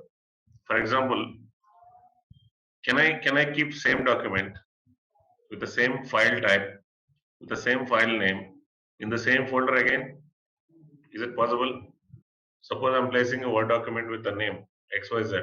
Can I have a XYZ without any extension with the same file type, with the same name in the same folder? Is it possible? So you create another folder, then only you can keep the same document, copy of the same document in another folder. So basically the point is the document that you maintain in one folder cannot be accessed from other folder. So I can keep a specific type of documents in one folder, another type of documents in another folder. I can even give a user restrictions based on the folder. Am I right? If I want one user to access the folder, I can give access. If I want to restrict one user to access the folder, I can restrict it. Yes or no? By creating the folders. Yes, yes. Okay. Similarly, the SAP client, okay, is like a folder within the server. Okay. It uses the same database. It uses the same database. One client is dedicated for one customer. One customer. See, for example, if I have to process the payrolls of various customers. For example, there is a X company, there is a Y company, there is a Z company. They outsourced their payroll to me. So my company is like a payroll outsourcing company. I mean, I handle the payrolls of various customers, so I generate a revenue out of it. So how many servers do I need to buy? I don't need to buy 3 servers. One server is enough. Okay. So what I would do is I create a client here. I create a client. I name it as a 3-digit number. I name it as 100. I name it as a 200. I name it as a 300. 300 clients. Okay, and I dedicate 100 to the X company. X company has a 10 countries or 20 countries, irrespective of the number of countries and the number of departments. And 200 to my Y company and 300 to Z company. So I have one server divided into 3 different clients. Okay, and each client I dedicated to the different customer. Okay, different customer. So now X company employees and X company, their business data, they will be able to upload it into 100. So I'll give a user ID passwords. User data is a client data. The user's data is a client specific data in SAP. So there is a separate user ID and password. I'll share it to them. So they'll be able to log in into the X company users and upload the data into a separate user ID and password created for 200 client. Give it to the Y company users so that they can upload the data into the same server. Okay. So is Z company. Where is the data stored? See, this X company has employees, employee number 1, employee number 2, employee number 3. Okay, X company. And Y company also may have a same employee number. See, this is not an exact case, guys, but just I want to explain you what is the client, so I'm taking this example. Y company also will have employee number 1, employee number 2, employee number. So Z company also has employee number 1, employee number 2, employee number 3. In the database, there is a one table where the employee data is loaded. There is a one table where the data is loaded. Can I have 3 employees with the same employee ID in the same system? Is that possible? Can I have 3 employees with the same employee ID in the database table, same table? No. No, because employee ID is a unique one. So what happens? So when this user, this company users log into the system with the client number 100 and upload the data, their data is passed through the applications. These are the applications are client independent applications, or you can say cross client applications. Okay, so when the users upload their employees data in 100 client, the applications read the data and it sees, this application says, okay, this data is coming from 100 client. Then in this client employee table, guys, in the database employee table, the first column is a client number. So employee data is stored in the database table with a client number as a prefix, like 100 employee number 1, 100 employee number 2. Now is there a collision of the data? When the user login, this user login into the 200 client and hire, maintain their own employees. This application sees, okay, the request is coming from 200, data also coming from 200. So send the data to the same employee database table with the 200 as a client prefix. Okay, so 201, 200. So is there a collision of the data? No, right? Now, while retrieving the data, can we access, by logging into 100 client, can we access the data of the 200 client? No. The reason is, let's say there is a button here. There is a button over here in this client, in the screen. Get me employees. Here also that button appears. Get me employees list. Here also that button appears. Get me employees list. So the user in 100 client click on this button. It goes to the respective program. This program says, okay, the request is coming from which client? 100 client.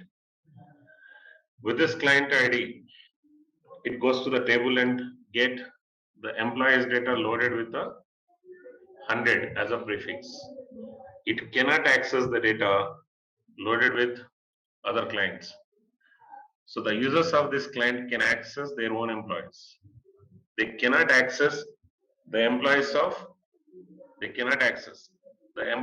other clients. Clear? So that's how the client concept is used in SAP server. So I have one development server, create 3 clients. I have one quality server, create 3 clients. I have one production server, create 3 clients. So if I have 100 clients, again I don't need to buy again one more server. I can create clients, maximum 3-digit number means 9999. 999. 300, these many clients I can create. Unless there is a performance issue, I don't need to buy another server. Okay, so this server can be used in this way. The client concept can be used in this method. This is one of the way how the client concept can be used. The client in the system. When I say client, don't think this is a customer. Okay, client means it's a data unit in the server. So another way of using this. So they create a client in the development environment. They create 3 clients. So they name it as a development client. Sorry. This is another way of using the client concept. Suppose there is a company called XYZ. There is a company, take this company X only. They don't want to outsource their payroll to my company. So they want to implement SAP in their own servers so that they can implement finance. They can implement sales. They can implement HR payroll, everything on their premises in their own servers. Okay, then, so the server concept is used in a different way. In this way, 100 is the golden client. We call it as a development client. This is, let's say 200 or 210 or whatever the number is. They give us another client for the sandbox, like individual learning. It's like a playground where you will have unrestricted access. You can create dummy solutions and test, and you can use this for your individual learning. Okay, so this is how the clients are created. So the development is the client where the only client in entire landscape, solution created, modified. All other clients in the quality server, production server, development server, all other clients are just grayed out. You will not have access. You will not have access to the solution design. The only client where you can access the solution or customize the solution is development client. So now You understood the server and client concept. I'll show you the landscape system. You understood what is a client now. Any client specific data has to be loaded in the client specific tables. Any application level changes, program level changes are loaded in application layer. I mean, application central repository. Okay. See, it's like simple. It's like I'm writing a program. This program is for screen design, like a screen program. And in this screen, I created three fields. Okay. Automatically, the moment this program is created in an application server, an application layer, not server, this screen is available in all the clients, here and then here and then here, because the applications are built where application layer level, which is cross client. Okay, so in this screen is common for all the clients now. Now the client data is client specific. So what client does? There is a field here, field A. There is a field here, field B. And there is a button here, calculate. There is a field here, field C, which is grayed out. Result field. This is how the screen is designed. The screen is applied to the user. Now the user gives a value in the A field, gives a B value in the B field, and click on calculate. Then the moment he clicks on calculate, we write a program for this accordingly. Where here the program is C equal to A plus B. So this program get activated the moment user click on this button, calculate button. Then it gives a result where in the output field. And then when he clicks on save, then the A value, B value, C value is taken from this screen, pass it to the table. In this table, the request is coming from 100, 100, A value 5, 100, B value 6, 100, C value. That's how the data gets stored. So when they create a screen in a program, the same screen appears here. The same program is used here. It's just the data that we are placing here is client specific. But applications are cross-client applications. Is that clear? So basically, when web programs are built, they are stored in the central repository over here. They are by default cross-client or client-independent applications. The reason why SAP has approached this method, for example, the X company, Y company, and Z company, all are, let's say, having a business in India. They have a payroll for Indian employees. Now, is that the way the tax is calculated is different among this company and this company is this company? When these three companies belong to India?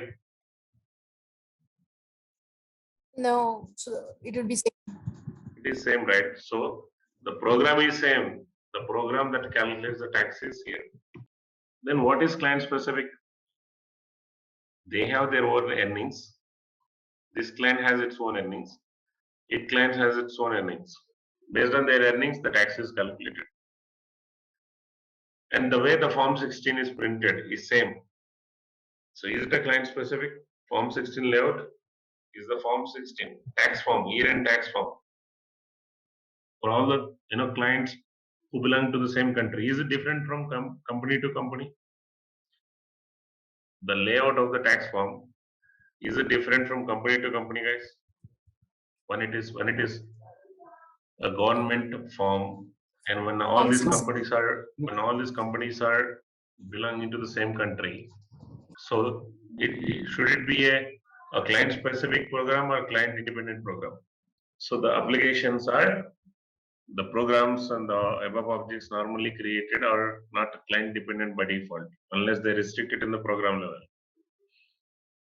The screens, the forms, the reports, the interfaces, okay, the other objects which are designed in the program by developers are by default client independent. If that program should be accessible in only one client. They can put some controls in the initialization of the programs.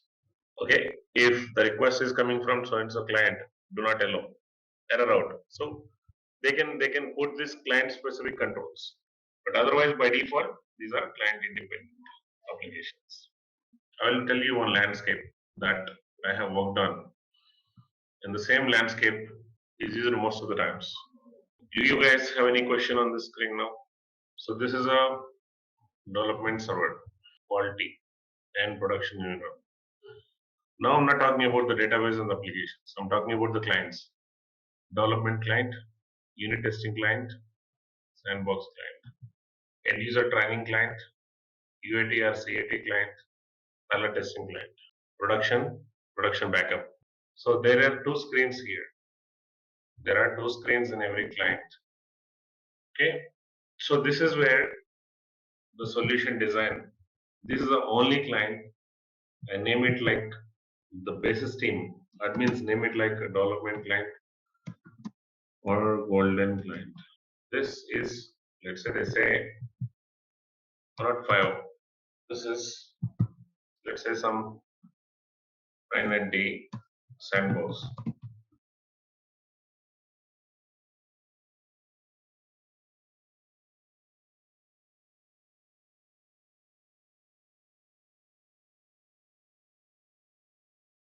Random numbers. Okay, these are random numbers. So this is the only place where we can design a solution.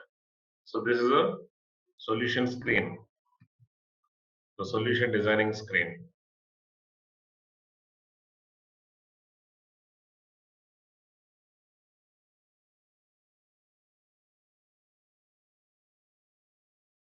So why this is grayed out? You will not have access to the solution designing screen. But where do you have access to the solution designing screen? The only client where the solution is designed. Solution design, solution creation, solution modifications. But how do you test it? So the front end here is where we use, this is the front end screen, the user screen. That's where the business transactions are executed. So this is the screen we normally use for testing. So which is editable if you see any server, any client. So once the solution design is done, we transport this to the unit testing client and enter the dummy data and then test it. Like an end user, enter the dummy data and then test it. Something is not working. If you have to change the configuration, go back to the development client, change it and move it, retest it. So this cycle repeated until the testing is completed. Okay. Once the solution you think is working fine, then transport to quality server. Solution is available. Now you give a training to the user by logging into the system, entering dummy data. So this is how we hire an employee. This is how we maintain payments and deductions to the employees. Okay, like this. And then the user UAT, CAT. So they test, they maintain a test data and then test everything here, every scenario. Every scenario is tested here. Okay, if something is not working, then they raise an incident. Okay, and notifications come to your inbox saying you received so and so ticket from so and so consultant, user. Then you log in into the quality and then see what is the reason for the issue. If it is a config issue, go to the development and then test it from your end, move it to the quality servers. You can move all at once or you can move client by client. It depends on the landscape system strategy. Okay. So this cycle will be repeated until the final scenario is tested and confirms by the end user. Okay. Then again, parallel testing.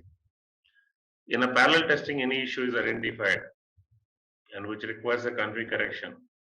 Same development, you test it from your end, move it to the quality environment. Once he gives a sign off, once the user gives a sign off, then all the corrections that you have done so far are moved initial configuration and initial corrections. The initial configuration and corrections, everything is moved to production environment. So where is the corrected solution? In development and golden client only, right? We are using all these clients to increase the quality of the golden client. Okay, so